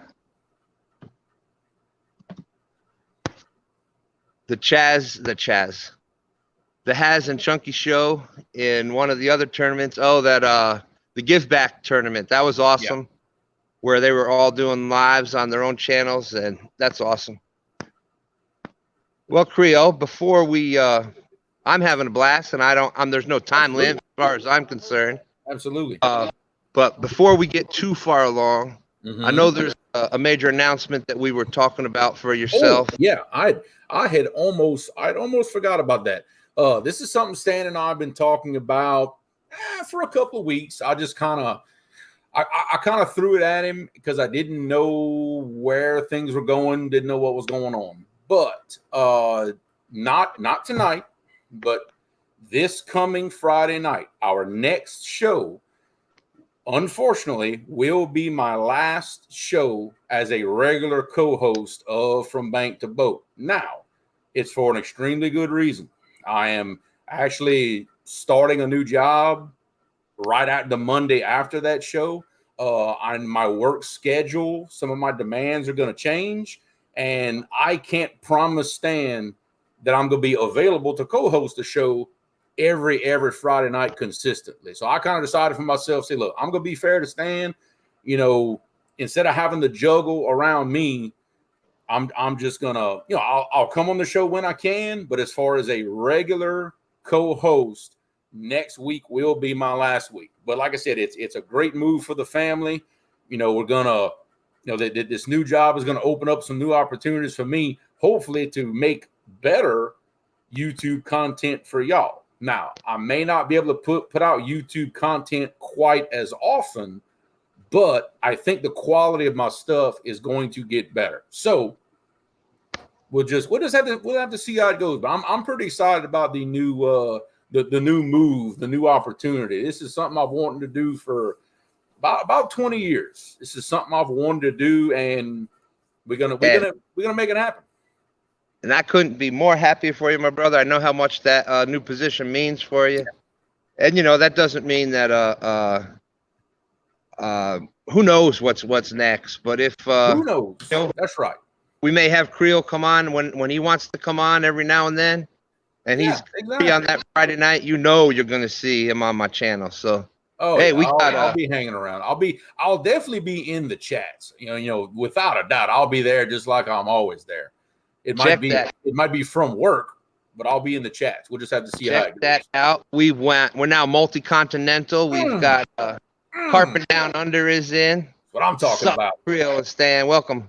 Glad to have you in, Carpet. Great to see you. We are worldwide. It's official now. Justin Fish and Fetish has been in here with us.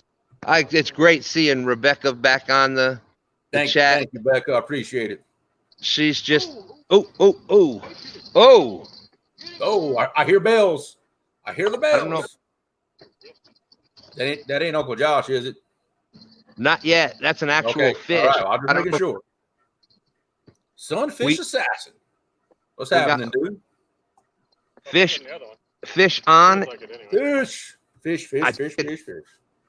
I think it's this one's going to be a little bit nicer. It It is looks a like it. fishing show now. That's what I'm talking about. This is going from a talk show to a fishing show. It'll be a And good that's night tonight. got a pretty good rod bend going there. Come on now. Oh, yeah, it got a good little bit. What rod is that, Stan? What? That is, I think that's, there you go. That's the first Mad Cat's Patriot rod. Oh, okay. So First Patriot okay. So for a edition. Mad Cats, that's got a pretty good bend in it then. Okay, good. Yeah, medium heavy.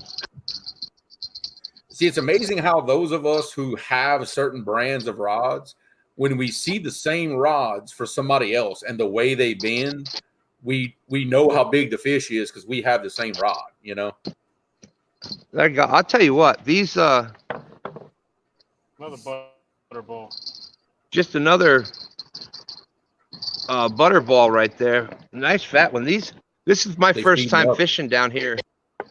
This is my first time fishing down here in the Lake Gaston. Lake Gaston. Lake Gaston. Gaston. See, you got to do that when you say it, otherwise it ain't right. Gaston. See? And I tell you what, they are some fighting fish. I'm really impressed with how healthy these fish look, and the way that the effort that they put on it. We're unhooking that one right now. I'm getting back to Rebecca. She's just so nice, so sweet. She always makes the day better when I'm talking to her. Just a wonderful person. Hey, there's Epic.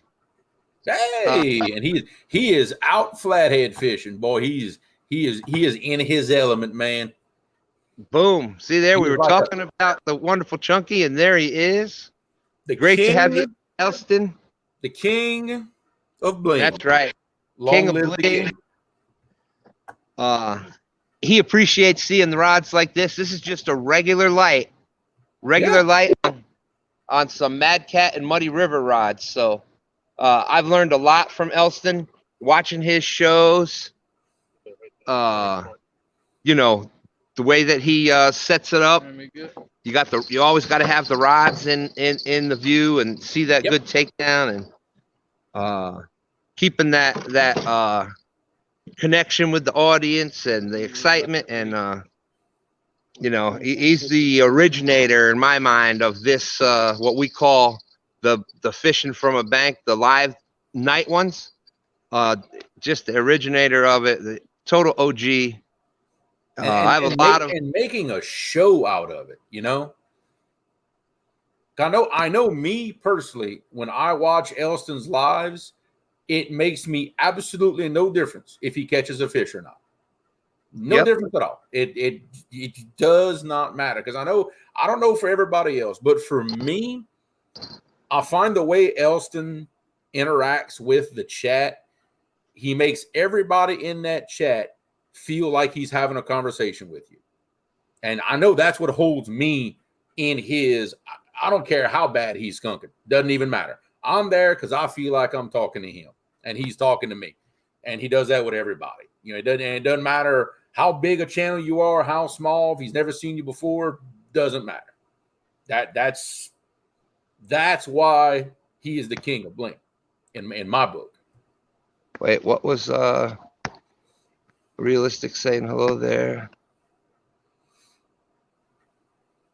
Oh, Epic Catfish. We are out flathead fishing, and I'm not sure if I can go live, but I can try. He is in his element right now, you see.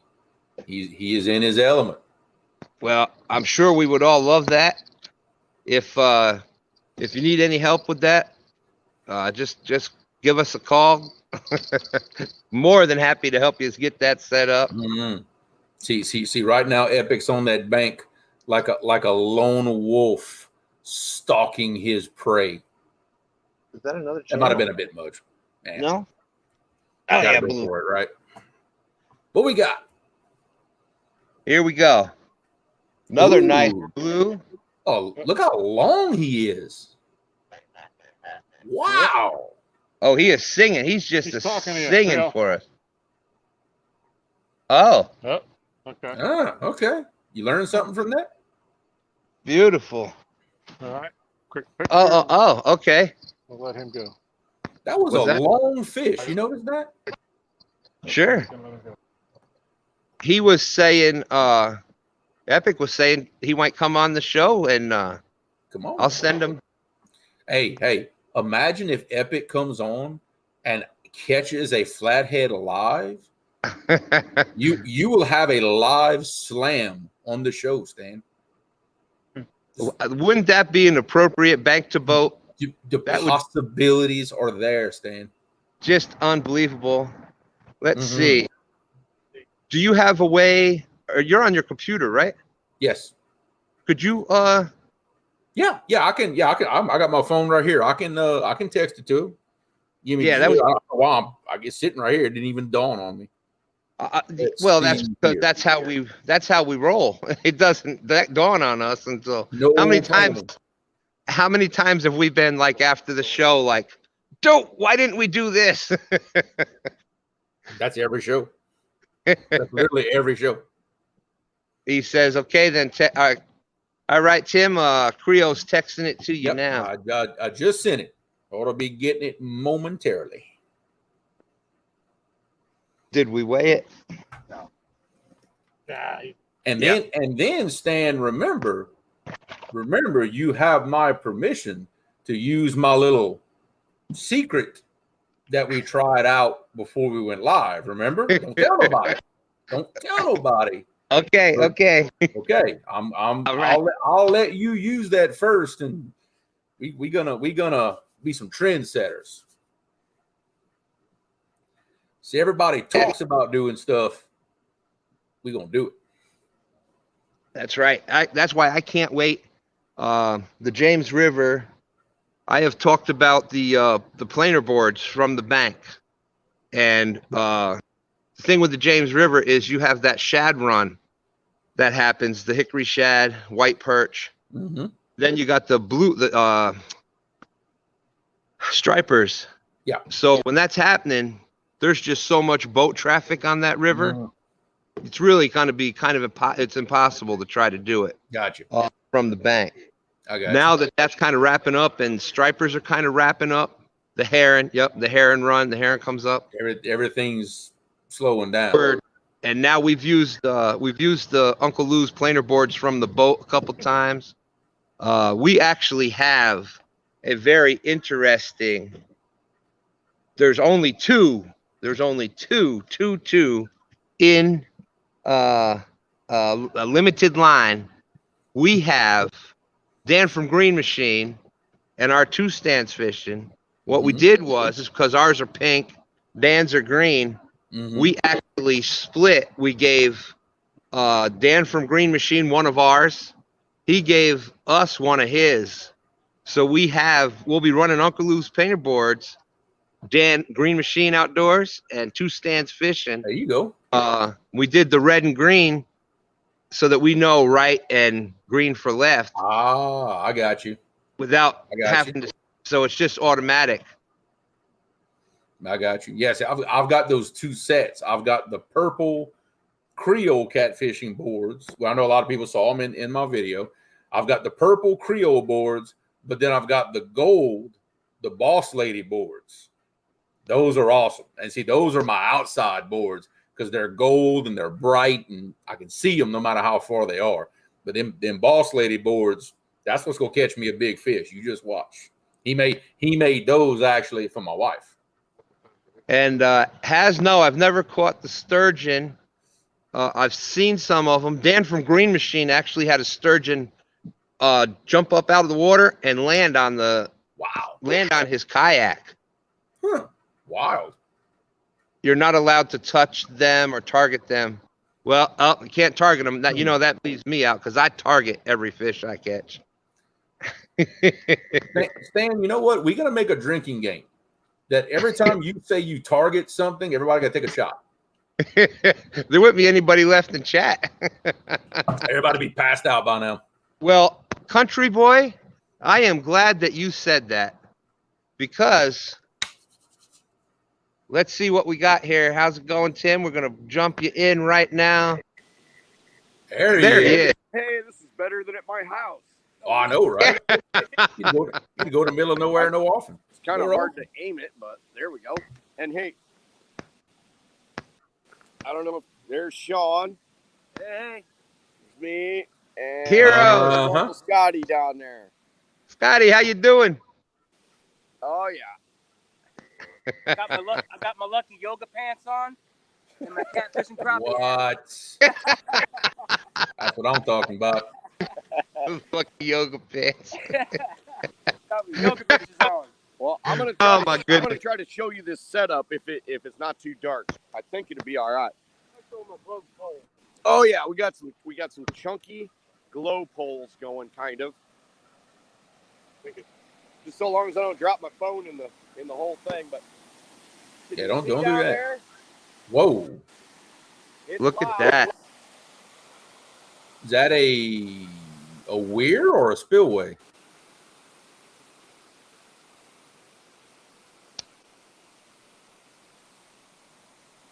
Can you see the glow rod there?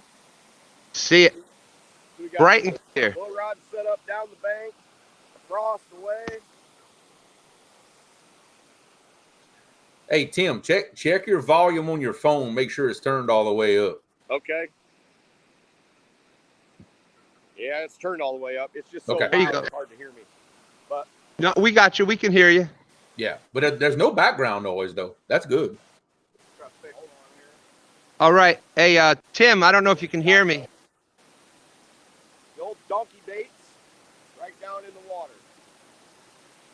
Epic, I'm not trying to put any pressure on you, but all we need now is a flathead for the trifecta on Bank to Boat here tonight. So That's right. That's exactly Trying to get what the we needed. slam. And believe me, Heroes has been on them, and he invited me to go. And I said, Okay. well, it's Friday. I got a lot of my stuff done. I said, heck yeah, I want to go flathead fishing even at the canal. There you Oh, go. look at that. Heroes got lights set up. No, that's all right. On the screen. hey, isn't it awesome having Little friends bright. like that, Tim? It is. It's awesome. Yeah, that a little down. A little blind to me. And Yeah, I'll that'll say that'll it. work right there. I will say it time and time and time again. When your friends show up, I don't care if they're on the boat, they want to fish from the bank. Your friends show up and they say, let's go fishing. You go fishing. Time Yeah. to go. Yeah, it is. That's Time it. to go. Time to go. And I'm gonna let Sean. I'm gonna have Sean explain this situation because this is a whole different situation than what I'm used to fishing. This is basically ambushing flatheads, and if they're not moving, you don't catch no fish. But if they're moving, you got a shot at some good fish, and sometimes Okay. numbers. So Yeah. Most of the rest of the canal around here is pretty placid, like slow moving water, a lot of moss and stuff. So up here, these locks. I don't know if did you guys see down? Let me see here. Could you guys see down in there? Yeah. Yeah. We got a little shot of it. Yeah. So yeah, it draws them up here, and we sit out here and relax, and bugs and nature. It's beautiful out here. what is there, a series of like 12 or 13, 14 blocks? Yeah, the ones we fish. We have a variety This east side of locks. But this one here has been a hot one, 20, and 21 down to 3. we're trying to get another big one. I got you. Well, You know that- Sean, Go ahead. Heroes, we're not putting the pressure on you, but we need a flathead. We need a flathead to make this a trifecta on Bank to Boat here tonight. I hear you. Well, it's getting about the right light. It's getting down there. Mhm. I don't really ever catch them here where I can actually see down in that lock. If it's completely black down there and you don't know where they're at, that's when you catch them. Got you. But yeah, we're out doing it. We'll see what happens. That's what I'm talking about. All right. Well, There, Stan, We're filming a video. Stan, right unfortunately, I got to drop out of here real quick. I'm going to let y'all have the show. I got a couple of things I got to take care of real quick. So, everybody, good night. I thank y'all. And I will see y'all next week. Y'all have a good one, fellas. All right, good night, Creole. See you later, my brother. Well, So, down to down two. to 2. And they actually have some, we told you before, they actually opened it up. So there's some water. We got some water moving now out here. Nice. So that's a good thing. That is a good thing. So I noticed earlier you were on shore, and now you're on a boat. Now, I had to move out for internet. I had to move out on the dock. So Okay. it looks like the back of a boat, but literally there's pole holders actually in the dock itself. Nice. So we had to use the pole holders that were there for the dock. So Nice. I got one more bar of service sitting right here. So this is where I'm sitting. Hey, PD Fishing in the house. Welcome, welcome. One of the big comments out there, Tim, is they're saying that you got better internet out there in the middle of nowhere than you do at your house. You're right, and we are in the middle of nowhere. And I didn't think it would even come in. Tell them how we got back here. Yeah, it was bicycles and backpacks and all kinds of stuff. I mean, yeah, It was epic. yeah. And I filmed it, so if we catch a fish tonight, we'll make a little video out of it, and Awesome. everybody they'll be able to see some stuff during the day. We did our bait catching, we set it up, and we'll probably do a time lapse and all that stuff. Matter of fact, I've got another camera set up to do a time lapse on the sunset. It's going to be pretty cool. That's going to be epic. I even filmed with the bicycles when I almost crashed into the canal and stuff like that. We even filmed our breakdown. We had a breakdown. Yeah, we had a breakdown. We had to stop. The cart couldn't take the big cart load we couldn't had. take the huge load. Nope.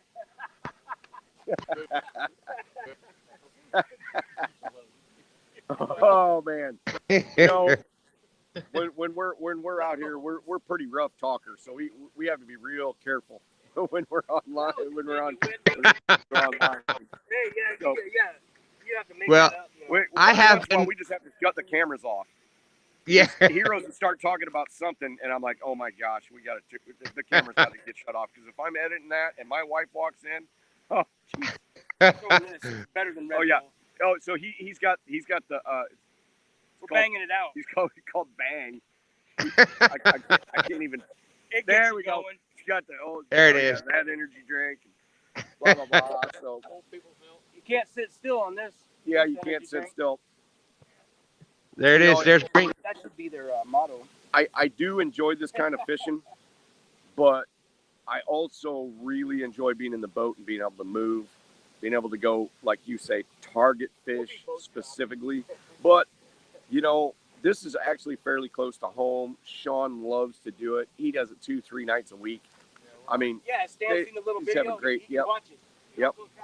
Yeah. Mhm. Sometimes they do a catch and cook where they'll catch crappies. They never catch and cook flatheads. Let me let's make that clear. But yeah, crappies and bluegills and stuff like that. It's pretty cool. And Tim, we've talked about this a lot. Green Dan from Green Machines is out there in bed right now, but about to head out to the river in a little bit. There's nothing better than time on the water. If you're trying to increase your catches, increase that, move up in knowledge, move up to that next level of fish, there's no better way to be you got to be catfish savage, as Yes. I've heard you say, and Savages. Dan definitely is. Savages, yeah. And there's a lot of savages on YouTube. I'm pretty impressed, because it's kind of rare to find that many people that go hard after. I gotta mute this for a second. Yeah. You can keep talking. I just gotta. Okay. So as long as we don't get rained on, it's a pretty good night. It's supposed to stay in the 70s, and for here, that's pretty good for this time of year.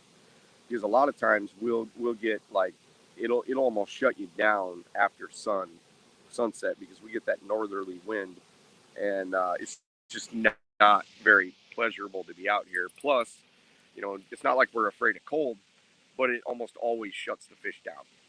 So we've had some warm nights lately, and that has helped the flathead bite. Now we just have to hope that they travel from somewhere down river, down canal, because they don't just hang out in these locks. Sometimes they do, but you'll know when you put your baits down and you get hit almost right away, they're hanging out in the locks. But a lot of times the current is so placid downstream, it's almost like a lake. It's almost like a very shallow lake with very little cover. I've had a boat on this canal, and it's 40, 50 yards wide, And some of the pools are several miles long. Some of them are only a quarter mile long or a half a mile long. It is very difficult to pinpoint where a flathead is. So you basically we go to the very head, basically at the spillway or the dam or the lock, as people call it. And then you basically ambush them as they're coming up. And it's pretty obvious that when we've got 6 rods in 30 yards, and most of the time the ones at the very end get hit first.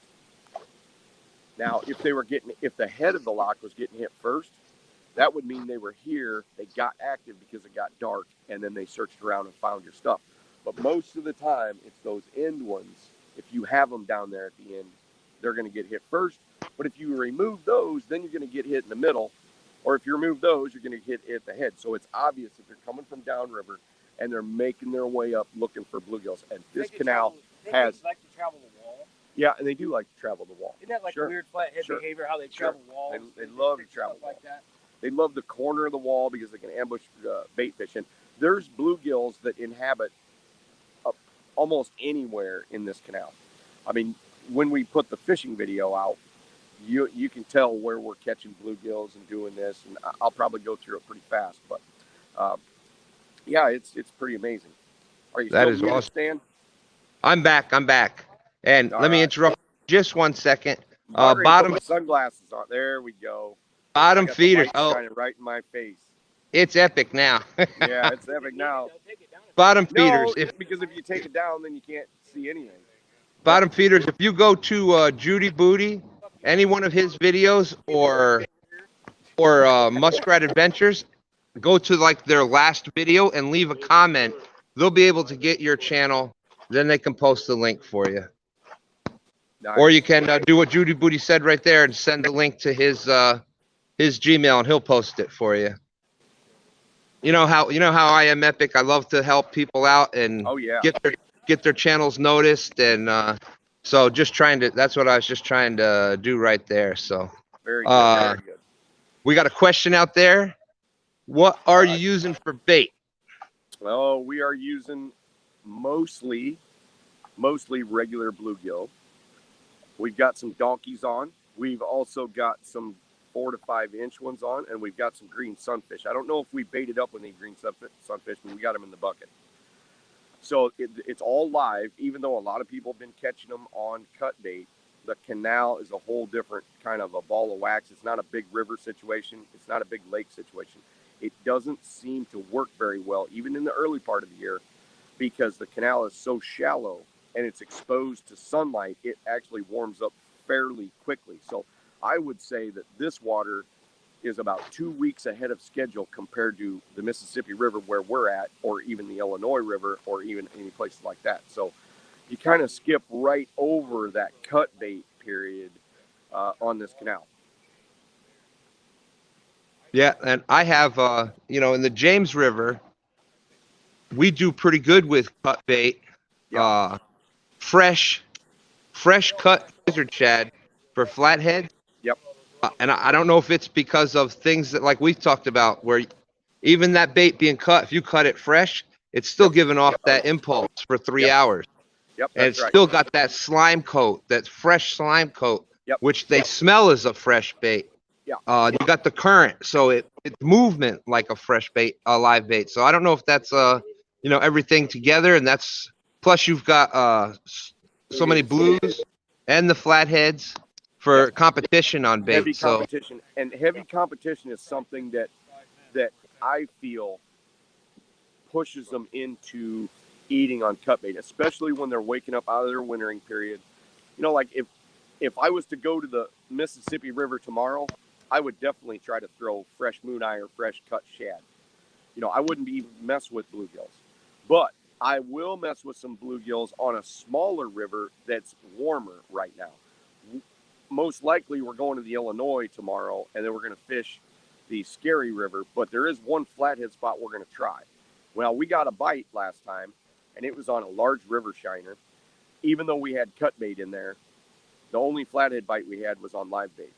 So we'll see if we can reproduce that tomorrow, but yet catch that fish, because we're sitting on a humongous stack of timber that's underneath the boat. And then the hole, it goes from 4 foot down into 20 foot. and there's kind of a backflow to it.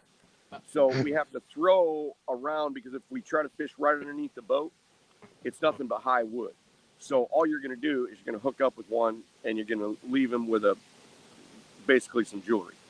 So basically you got to throw out and hope they come out, because up above where the wood is caught in front of the bridge abutment, it's only 4 foot deep, and really they're not really hanging. Little ones will, but of course we're trying to catch the biggest fish every time we go. But Okay, let's bottom feeders. Judy Booty, thank you for getting that done. There's bottom feeders channel. He's gonna be doing a live, I think he said tomorrow. But there he is, and he's just getting his channel going. There was a question out here. And old school, that's going to depend on a bunch of different conditions, and how. But the question is, how about cut carp for flats? now, is he asking my personal opinion, or Yes. is he asking like nationwide opinion? Nationwide opinion, I would say it probably works in quite a few places. But I have never had the luxury of cut carp working on a flathead even one time. Now, I'm not saying that cut quillback, that's silverish or whatever. I didn't have very much success with it early, so I kind of went away from it because I have bait luxury. Okay, so I have moon eye available. Sometimes I have skipjack available. I've got gizzard shad available. I've got shiners. I've got chubs. I've got bluegill, green sunfish. The list goes on. So since 20 years ago, I just wearing sunglasses at night. That's right. And yeah, because these lights are blinding. I don't know how you guys do that at night when you're fishing. But anyways, I think it would probably work. I know it works for blues. Cut carp works great. I went on a power plant lake one time and caught 9 blues on the same darn piece of cut carp, just dragging stuff around. Yeah. So it's not. And remember, there's no absolutes in fishing. So yeah, I think cut carp could work. Would I use it? No, not where I fish. No. And that's one thing when we talk, we're talking to Epic, and you see him and he answers a lot of questions. Remember that is not the 100% for every body of water, Right. we're talking generally that is the most, in most bodies of water, most conditions, that is the answer in his opinion. And I take highly to his opinion, and but there is going to be differences. There's going to be different bodies of water, like we were just talking about with the cut bait in the James River. There's heavy competition between flats and blues. So and that seems to make a big difference. Yep. If carp is one of the predominant bait fish in that body of water that you're fishing, and that's what they're feeding on more than anything else, and you have competition between the other fish, then yeah, I'm sure it would work in that body of water. I've gotten to the point now where when somebody asks a question, I can almost get. I gotta say that. Well, it depends. Give us more specific. You do. I've been doing this with you a while now, so. And here's another thing, Stan. I could fully answer every question. I can, but no one wants to listen to that one question for 30 minutes because you have to start at, at the root the root equation. Then you have to, extrapolate it to other rivers and other places in the States. You'd have to talk about water temperature and all that crazy stuff till everybody's rolling their eyes. So I try to just kind of keep it simple enough, but yet don't go so simple that people get the wrong idea. Right. And Brad puts it here, and we've talked about this before. Sometimes you have flukes. Yep. It may work like 1 in a million. That's right. You've pointed out, like on the full moon on the second Sunday of June every other year, but somebody will catch a flathead or a big blue or whatever. Yep. And they'll go back every week saying, well, 3 years ago, I caught that right there. Yeah, we tore them up in, 1996 on this spot. But, the whole thing was different, and mostly it's water conditions that change, because a current, either lack of, either regular current or too much current will change locations of fish, except for in a very few spots. There are a few spots that hold big fish and numbers of fish, no matter what that current's doing. Now, are they going to eat or not? That's anybody's guess. You gotta ask them, and by asking them, you just present that bait and say, okay, are you going to eat or not? And hopefully they answer you with a yes, with a good takedown. Yep. That works. Okay. Live bait gives you the best chance. I'd say most of the time for flatheads, but there is other times where, like I said, in the James, I've had more luck catching flats with fresh cut gizzard shad. But that's just myself and my conditions that I've noticed here in certain spots on the James. In other spots, it's hard to beat a live white perch or but in a lot of the places that Stan 3 and I fish, that fresh cut shad is awesome for. And we were just talking about this today, live bait, that you can catch other species with that, which is which is a bonus fun if you're just out and you're just looking to catch a fish. Yeah. Stan, could I address Judy Booty's his statement there? I used to be a big believer in that very statement, that live bait gives you the best chance always. Now, that's because I fished certain types of rivers. I fished medium-sized rivers that were the riffle hole run type scenario. Once I started fishing the big Mississippi River, I found out different, and I didn't find it by accident. It was just the fact that I was in August throwing shad heads for big channel cats. I moved into a bridge and caught 9 flatheads. Now, I switched over to live bait on half my rods. I got a couple of bites on and this was my first experience with it, and this has been 30 years ago. So I got a few bites on live baits, and they were mostly hits and spits. So they hit the rod bolt and then take it down, and there was no channel cats in this bridge. Otherwise, we'd have caught them with, our shad heads and stuff like that. It was dominated by flatheads. Matter of fact, it was basically a current break, 13, 14 foot of water. We caught 9 flatheads on shad heads. We couldn't get them to go on bodies. It was low and clear. That situation led itself to me learning that you can catch them on cut bait. So I started throwing cut bait as well as live bait into areas that were big flathead habitat, and I started catching monsters on cut pieces of mooneye. Now, I'm not talking about stuff like mooneye I caught yesterday. I'm talking about mooneye I caught that day, fairly fresh, less than 4 hours old. They like certain head pieces. They like the body piece. It was fine. Sometimes you got to move it around. But there were certain years where 2 months out of the year, if you weren't throwing a silvery piece of cut bait, you might as well go home. Live baits, they didn't want anything to do with it. I've caught some massive flatheads on cut baits. Massive. Yeah. I've caught them on live baits too. And sometimes you got to throw big live shad. They don't really love the bluegills, blah, blah, blah. When they're aggressive and they're in normal feeding mode, I love bluegills. I can keep 30 of them alive, 50 of them alive in my bait well. I can throw, I need 50 to do a trip, believe it or not, because I throw so much. Boom, boom, boom. I'll get so many bites. I'll miss a few, and I'll catch a lot.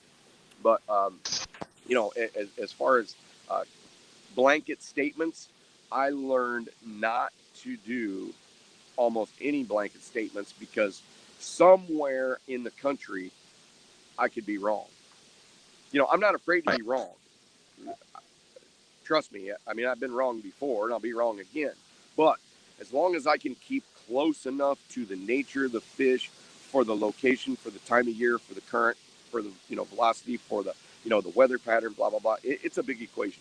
It is a big equation, and success isn't always guaranteed. But when it is, when success is there, 85, 90% of the time, or when you got one on, what'd you say?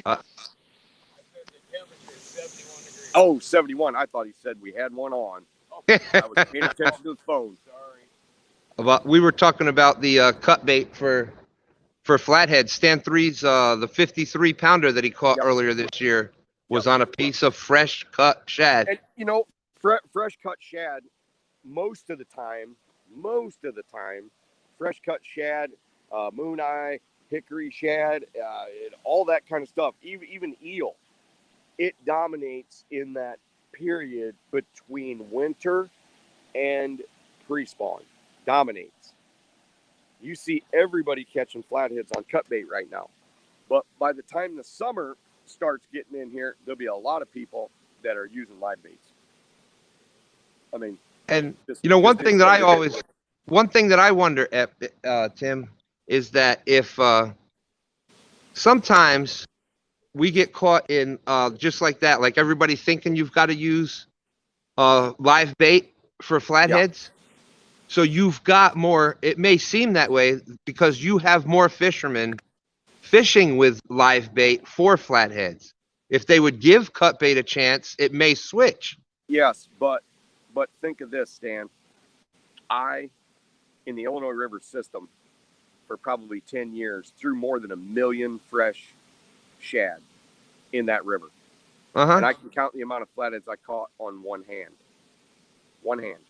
on that river.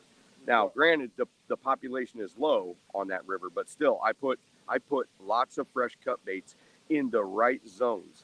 Now, this 2 weeks ago, we went to a spot which I kind of fancy for flatheads. It's one of the few spots in that pool, and we contacted one on what? Live. We got no other bites in that whole 20-foot hole, and believe me, there's nothing else around it. It's a single 20-foot hole on a 100-year-old trestle bridge. There's more than one flathead there. There should be, but they just wouldn't go on fresh cut bait. Per region, 4 fishermen, 5 fishermen. Yeah, Brad, I have written a lot of different articles about a lot of different parts of the country. That's one of the reasons I fished Stan's River. I fished Stan's River. I fished the Mississippi from way south all the way up to up in Which one is that? What's that? I just heard bells. We got a bite somewhere. Oh, there you go. We caught 2 flatheads last year on. Oh, yeah, here. Yeah. What time of year? Fall. Fall. That Uncle Scott just told me that they caught a couple of flatheads in this canal on crappie heads in the fall, and they noticed that fall cooling tends to pick up on that cut bait bite even in this canal, which there's a lot of pieces of cut bait thrown in this canal, and not too many people catch at least very big flatheads. 6, 7, 8, 10 pounds, fine. But when it really comes to trying to target big fish or call big fish in, I'll take live bait most of the time, unless the fish are telling me that I need to be. That's why I always say, listen to the fish, listen to what they're calling. Yes. Then do what they want. Because if I just fish the way I want to fish, I may not be agreeing with them, and they just say, it's their choice. It's their choice. So I've got to go with whatever they say. What did Roger? He was just saying 3 a.m. comes early. He's got to. He's getting to bed. So there's a question that we've seen before. Let me see. Has life? Have you ever had any luck with eel? Absolutely. It's one of my favorite baits. If I had them here, I'd use them. If any of my stuff was a tidal river, I would use eels. Matter of fact, the James River, the Chickahominy, whichever river, there's a couple other rivers that we fished out there, and it's kind of escaping me. We only fished them one day, but we did really well on eel. I'm always a cheerleader for the fresh eel. Matter of fact, I've even caught flatheads on live eels up at your falls. Yep. That is, and what's great about it is a lot of people have a problem finding eel. Yeah. The bait shops here carry eel. Nice. Because we get the stripers that run. Yeah. Eel is such a good bait for blue cats. Cut eel is one of we see chunky, we see DMV at the Potomac. So the bait shops here. I've been meaning to ask you this, and I'm trying not to interrupt, but I'll forget. Can you guys still run eel pots with a with a sport fish license? I would have to double check on that. As far as I know, yes, because I've seen in the book Yeah. where you have to get the license for it, but you Yep. are allowed to run the eel pot. Yep. See, because that's what we did. We ran some eel pots, and we had as many eels as we wanted to. But it was springtime when we did it, or was it June? I went down there so many times. But anyway, at one point you could get more eel in your eel pots, and we did really well, especially fishing. The one thing you don't want to do with a live eel is throw it right into the rocks because they'll snag you up every time. Yep. You got to kind of throw them out in the open a little bit. And we also threw them on those backside holes in those shipwrecks, outside of the shipwrecks for blues. I love live eel. I love cut eel too because it stays oily and it stays on your hook really well. It's real rough. I mean, we've caught as many as 6, 7, 8, 9 fish on just one piece of cut eel. Now, myself, when I'm using live eel, I'm using the medium or the smaller eel. We can get them at the bait shop for I think it's like $2.50, $3. They're really not that expensive there. Yeah. But I like to use the dropper rig, where the sinker's on the bottom, and you got that dropper. This way they can't get down in the bottom as much. There you go. And that's what I like to use for it. If you and Stan 3 start fishing below those falls when that flathead bite is hot, though, it's really difficult to stay out of the rocks. You just about have to throw into the rocks, and it's very difficult to have very much success offshore, except for in that small pool that exists right on the Richmond side. Well, it's funny that you bring that up because you saw Dan from Green Machine Outdoors was on Stand Day last Sunday. That is one of the things that we're talking about is even if it's not me, Stan 3 and him are going to try to get that the pool, oh my goodness, the word's not coming to my mouth, but that current area where with the that we were talking about, the pools up above with the rocks, and they're going to be targeting that area for flathead coming up here. So I brought my jet up there, and the water wasn't so volatile. I've seen it where you wouldn't want to run a jet through there. Wow, we got key grip up here. Sean's the light man. Check that out. That's great. So I'm filming you. You ought to, dude, look at this. I mean, that's awesome. All right. So there's times when I would not want to take my jet because it's too low through that pour through right there below right there at Richmond. But there was times I'd fish below it in my boat for flatheads, and then I'd shoot that middle pour through and then fish directly up above it. There's a little channel up there. There's giant boulders. And have you guys seen it when it's ultra low yet? Yeah. Yes. Okay. So it's ultra low right now. Oh, really? So put that in your mind as far as ultra low, and then you'll be able to fish that when that water is up higher on these rocks. Because it's actually better when the water's a little bit higher. Yes, I understand what you're saying. That's awesome. You can still target flatheads there because when it was ultra low, Chris and I put on the snorkeling gear and we dove in front of that and literally touched some during the day. Yeah. I'll bet I counted 30. I couldn't get to them all. I can only touch about 10 of them. And I was a lot younger and I could swim really good back then. Yeah. I don't think I'd do it now. Kind of an old fat man now. But I think we were talking about this the other night. That was how I learned the rivers up in New York. Was when I was a kid, I would snorkel. Yes. Snorkel down the rivers with one of those little 3-foot, 2-foot poles, and just see how fish reacted to certain baits, how they reacted to it under the water, and you can literally see like the strike zone that we talk about, and you can when you can see all that stuff underwater, gives you a much better understanding of what they're doing, where they're located, how they move in the current. Yep. Well, it's pretty good because we haven't had that many comfortable nights. Most of them have been pretty miserable, actually. We had 4 days of rain, which flooded some of the areas that I fished. But hopefully tomorrow, the Illinois River system and the Scary River will be just right. Because last time we went, it was dangerously low. And there wasn't that many fish up there as normal. Normally 50, 60, 75 fish a day. This time it was 15 to 20 fish this last time. And we were talking about eel before. Has Life. I don't know if you caught that the other night. I think you were. I think you were there. He used the same piece of eel for 7 hours and was tearing them up. Yep. 43 fish landed that night. Yep. And eel was the predominant bait. So that's that'll tell you right there, if eel is in the waters, how good of a bait eel can be. Yes. Now, Chris didn't like eel that much because he couldn't get big enough eels to keep the little fish off of his line. Because he was a strict monster hunter, and I mean, he's using like the big super 14-inch shad and stuff like that. Now, he would downsize his baits in the winter, but in the summertime, I mean, he's not just cutting the head off and using it.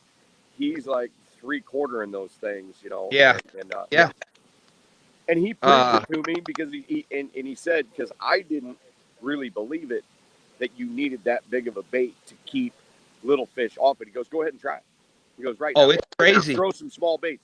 He said, there's so many small ones down there. He said, we will be busy with small ones for 2 hours, and you will miss your chance at your big ones. So we went over to the giant baits, and we'd catch 3 fish in that same spot, but they'd all be pretty good monsters, you know, 38 to 58, 68 pounds.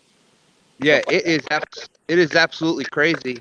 You know, we've had on chunks of eel 6 inches long and still catching 5-pounders, 4-pounders, and they're, you know, people I think underestimate how big the catfish's mouth actually is. Well, I could tell stories of tank mates that my small flatheads could eat, and I'll just tell this one real quick. I had 2 small flatheads, 6 inches to 8 inches long, eat 2 14-inch tiger muskies. They folded them in half. I couldn't believe it. I bought these things. They were expensive. I put them in that tank, and within 3 days, one morning I got it, and my tiger muskies are gone. And I looked behind the rocks, and there were those flatheads with the tail and the face sticking out, and their guts were so huge they had folded these things in half and just swallowed them. And these tiger muskies are not sissy fish. Yeah, no, they will. They are pretty much. You know, we talk about the flatheads and whatnot being the premier. You get in some of those northern lakes, and there's those muskies in there. There ain't many things messing with a muskie. That's true, but a flathead, if you hooked a flathead up tail to tail with basically the world record muskie, that flathead would drag him around till he was dead. I've caught some pretty big muskies, and they're cool on light tackle. But if you went and muskie fished with the tackle that I fish with for catfish, you'd never muskie fish. You'd be like, oh, geez, they're like a big ball.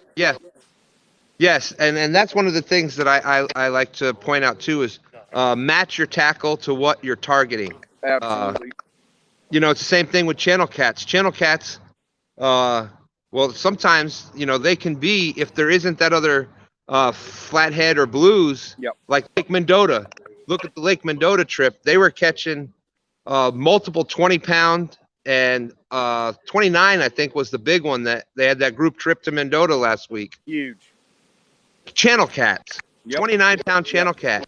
So we've talked before about how when the blues and flatheads aren't there, that channel cat is he's kind of like the master of all. And when the flatheads aren't there, those channel cats will move in and they'll act like the flathead because they can. Hey Stan, this is not a shameless plug. This is us. I sincerely hope everybody watches, and I don't know when I'm going to be able to put that next video out, but that thing at this point is 45 minutes long. Now it's 45 minutes long because there's so much information in it, even though there's a lot of river running, there's a lot of current, there's a lot of tapping and pecking going on. But basically to prove this point, I used rods that are salmon and steelhead rods. I used my regular rods. I used all kinds of different tricks and techniques. I even tried the Shaolin hook set. And I even tried to describe it in there. But they were so finicky because that water was so low. We had 120 bites and caught maybe 20 fish. Yeah. That's how difficult it was. But I wanted to, and I'll shorten it. I'm not going to probably leave it at 45 minutes. But it's a very interesting video. If you enjoy how people cut their bait, if you enjoy how you hook it on the rod, and if you enjoy seeing some takedowns and some fast water running and some scary stuff, that is a good video for a guy to watch. Even though it is channel cats, but we did downsize our rigs for what we were after. And we have some pretty big channel cats in there, and we're going tomorrow, and I think there'll be channel cats double that size this week because we've got some water to track them out of that main river. Well, just like in fishing, timing is everything. Everything. And as we can see, there we go. Rebecca just put Epic Catfish's link right there. It's out in chat. If you are not on Epic's channel, what are you waiting for? Click on the link, sub over there. You'll get to see the video that he's talking about and so much more. I always have, if you look in any of the descriptions on any of my lives or videos or chat shows or whatever, I always have Epic's link out in the description. Cannot recommend him more than shouting it from every time I'm on. So well, I appreciate that, Stan, because it's a lot of fun for me and Sean to go out there and my kids and do all that stuff and share this information that took blood, sweat, tears, money, breakdowns, lost big fish. I mean, hospital trips. I mean, all kinds of stuff to get to where I'm at today. I once drove a boat in 3-foot whitecaps 7 miles with a musky lure, a big one, hanging from my ear like this, going toom, toom. I mean, there's been some drastic stuff that's happened just to get to this point. And Mo Barrett, thank you very much. Hit the thumbs up. That's always appreciated. Has Life has a question. Why do the fish bite so different when the river drops a few feet?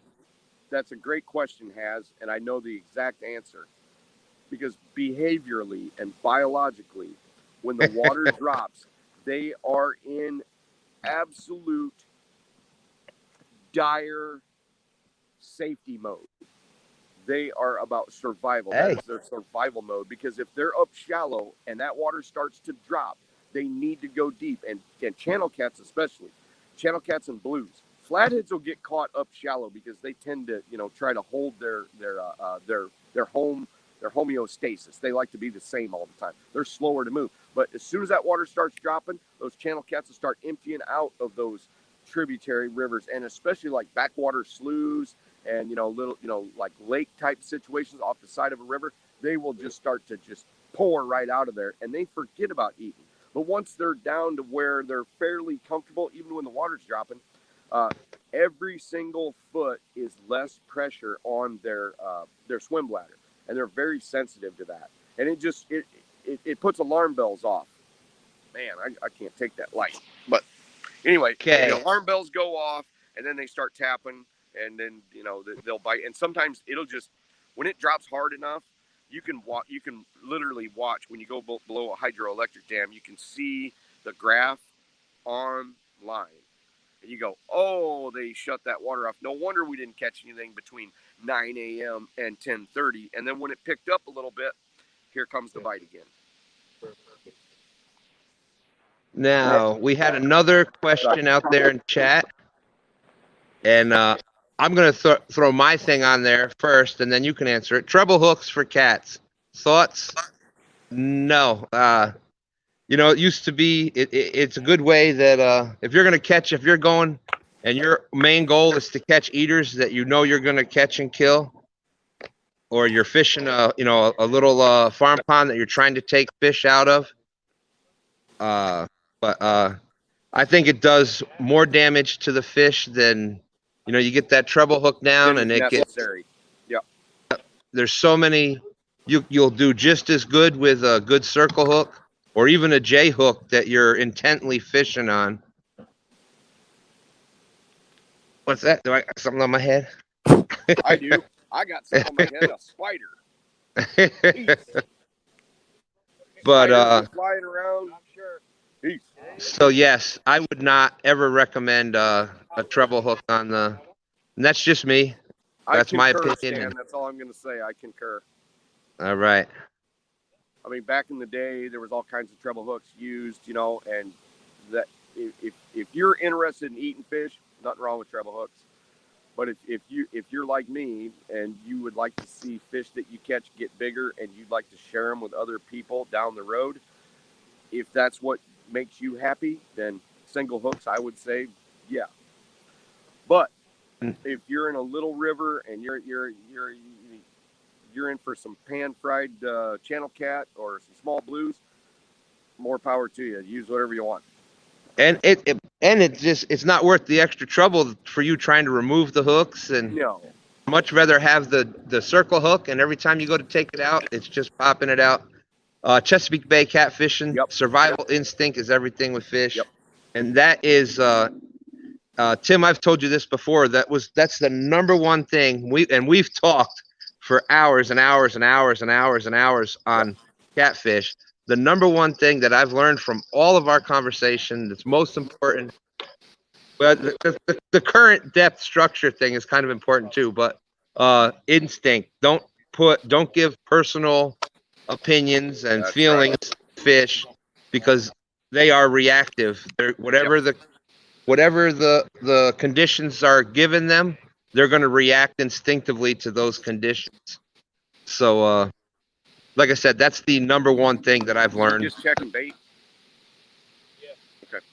I'm just making sure Sean's just checking bait because I don't want to miss it. Sometimes, bank flathead fishing at the canal, sometimes it's one fish. So you got to be Johnny on the spot. Yeah. See. That's what I was saying, to help keep blood baits on better. I use Blood baits. livers. It's been I don't a know if long they're- time since I heard about people using blood baits. That was a big Kansas City thing back in the late 80s, early 90s. There was guys, using congealed cow blood and chicken blood and all kinds of stuff. Taking rabbit lungs and poking them and, putting blood in it. All kinds of weird stuff going on back in those days.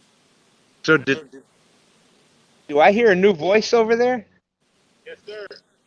Who do we have here with us? Who that say who that? Who that? We got some yeah. Like I said, the LG Bass came in, kidnapped me last night and brought me down here with regulators, and we're down close to the 1 ton area down here. There might be a much sighting. There might be. There's my good brother. Boy. Great to see you. So 1 ton in the house now. My bad. Yep. My beard fell off on the way here. The wind blew it off. Uh-oh. The Gorilla Glue dried up. Yeah, the Gorilla Glue, I got it off. So man, it's a party on the deck here tonight. You know what I'm saying? Man, that nothing better than that. I haven't been able to meet up with a bunch of YouTubers yet, but I will one of these days. Because Well, it was, look, I haven't stopped smiling the whole time. So. Yeah. It was one of my favorite things about doing the old Crow Cats thing was meeting so many people across the country, talking to them online, talking to them on the phone. I still have some of my best friends still today. I've known for 25 years because I started Crow Cats back then. Yeah. I mean, just the things like you and I, when we've talked on the phone, it's like, if we were to somehow cross paths, meet together, whatever, it would be like my long lost friend that we've been friends for, it'd be like we were getting in trouble back 30, 40 years ago. And well, if we grew up together, we would have. Oh man, it would have been unbelievable. Yes. Yeah. When I was telling you some of the things, like I said, like snorkeling down rivers, and we'd take our bike to wherever that, we were told not to go do it, but Well, that's where the Oh, yeah. fish are, so we're going and driving through golf courses and where if the fish were there, we were there. So Yep. A lot of unmentionables. yes, yes. But you know, I'm glad I did it back then instead of trying out when I'm old. That doesn't work. That is for sure. Yeah, I could get away with it. Bit, Stan. It works a little bit. Well, you know that song by Toby Keith. Yep, I do. How's that go? I'm not as good as I once was, but I'm good once. Once as I ever was. That's right. That's right. Hey Stan, I don't even subscribe to that. He's proud of. Oh, look at here. Check out this is some big bait here. Oh, it's looking like a big sucker. Yes, sir. The white sucker. I like white suckers. Matter of fact, that's what the Epic Super Monster came on. A white sucker head. Maybe twice as big as that white sucker, but still, it wasn't all that large. It was, about the size of a little bit bigger than a golf ball. There's just like what we were talking about, Epic. Fish and cook Mike Chavez. Awesome dude, awesome. The only ticket I ever got was trespassing the fish. Nice. I wish I could say that, but nice.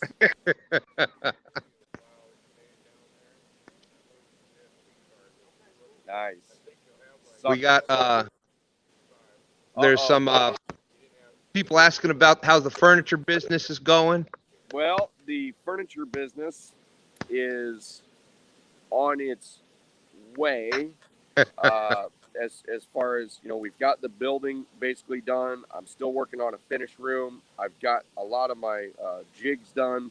I've got a lot of my infrastructure done. We've insulated the whole thing, put up new LED lights. Everything's LED now. And we really haven't spent a lot of money, but we've about broken our backs to do it. And so, yeah, that's it. And I was going to tell you, Stan, I'm down to 20%, and I have no way to charge this phone out here. All right. So, well, yep. So I'll probably have to sign out here real quick because I'd still like to have a little bit of phone signal in case the wife calls and something. Definitely. Whatever. We've been on 2 hours and 30 minutes. Nice. Been an awesome show. Has life. I hope that deck is 1 ton certified. Well, it better be because none of us are little boys around here. So. It better be 2 ton certified. Both of you out there. Awesome. Oh, pinky's down. Pinky's down. Uh-oh, takedown. Fish on? Fish on. All right. What a way to end. We started the show with a fish on, and we're ending the show with a fish on. Nice. What a night. What a night. I wish everybody could be here with us. Yeah. For those of you that have for those of you that have the friends like this, that this is what it's all about. Have fun. Go do these little adventures. Just like you are right now, Epic, out there in the little canal out there with some of your good friends. It's nothing's better. And yeah, Uncle Lou. And after I get off here, they can be themselves again. Yeah. Well, there's going to be quite a bit of that going on here as well, I bet you. So. Matter of fact, where's Sean? I was going to have Sean and Scott say goodbye. Where's Sean out in the wilderness? Well, that's a channel. We got some nice splashing going on here. Yeah. I think this might be the big one of the night so far. Well, I see it. That's awesome. She's pretty. Uncle Lou says, did Aaron have his floaties on? He told me he wasn't going to watch no streams unless I had floaties on. So you can imagine the type of night we're having, Epic. It's going to be great. Yeah. Everybody out in chat, thank you so much. There's Catfish Regulators link. Y'all go check out my good friend Aaron. It's been great. This is the first time I got to meet him down here today. Nice. We've been talking for a while, and just what an awesome guy. He brought the donuts this morning. Oh, so you ever hear about the donuts? All right. I'm going to walk up to Sean. He's got his headlight on. Awesome. Oh, they're fishing too? Yeah, Epic Fishing Live. Bait one up. I was Curly. looking for that green Or that's sunfish. Oh, that's me. There he is. Looking for a nice big green sunfish we had in here. Somebody a little bit more lively. Somebody kicking. Some of these bluegills being lazy. I guess because I got too many in there. There he is. Yeah. It's getting to be close to time here to catch a fish. Glory is saying if you can pick that cat up, it's not big enough. All right, I gotta go like this.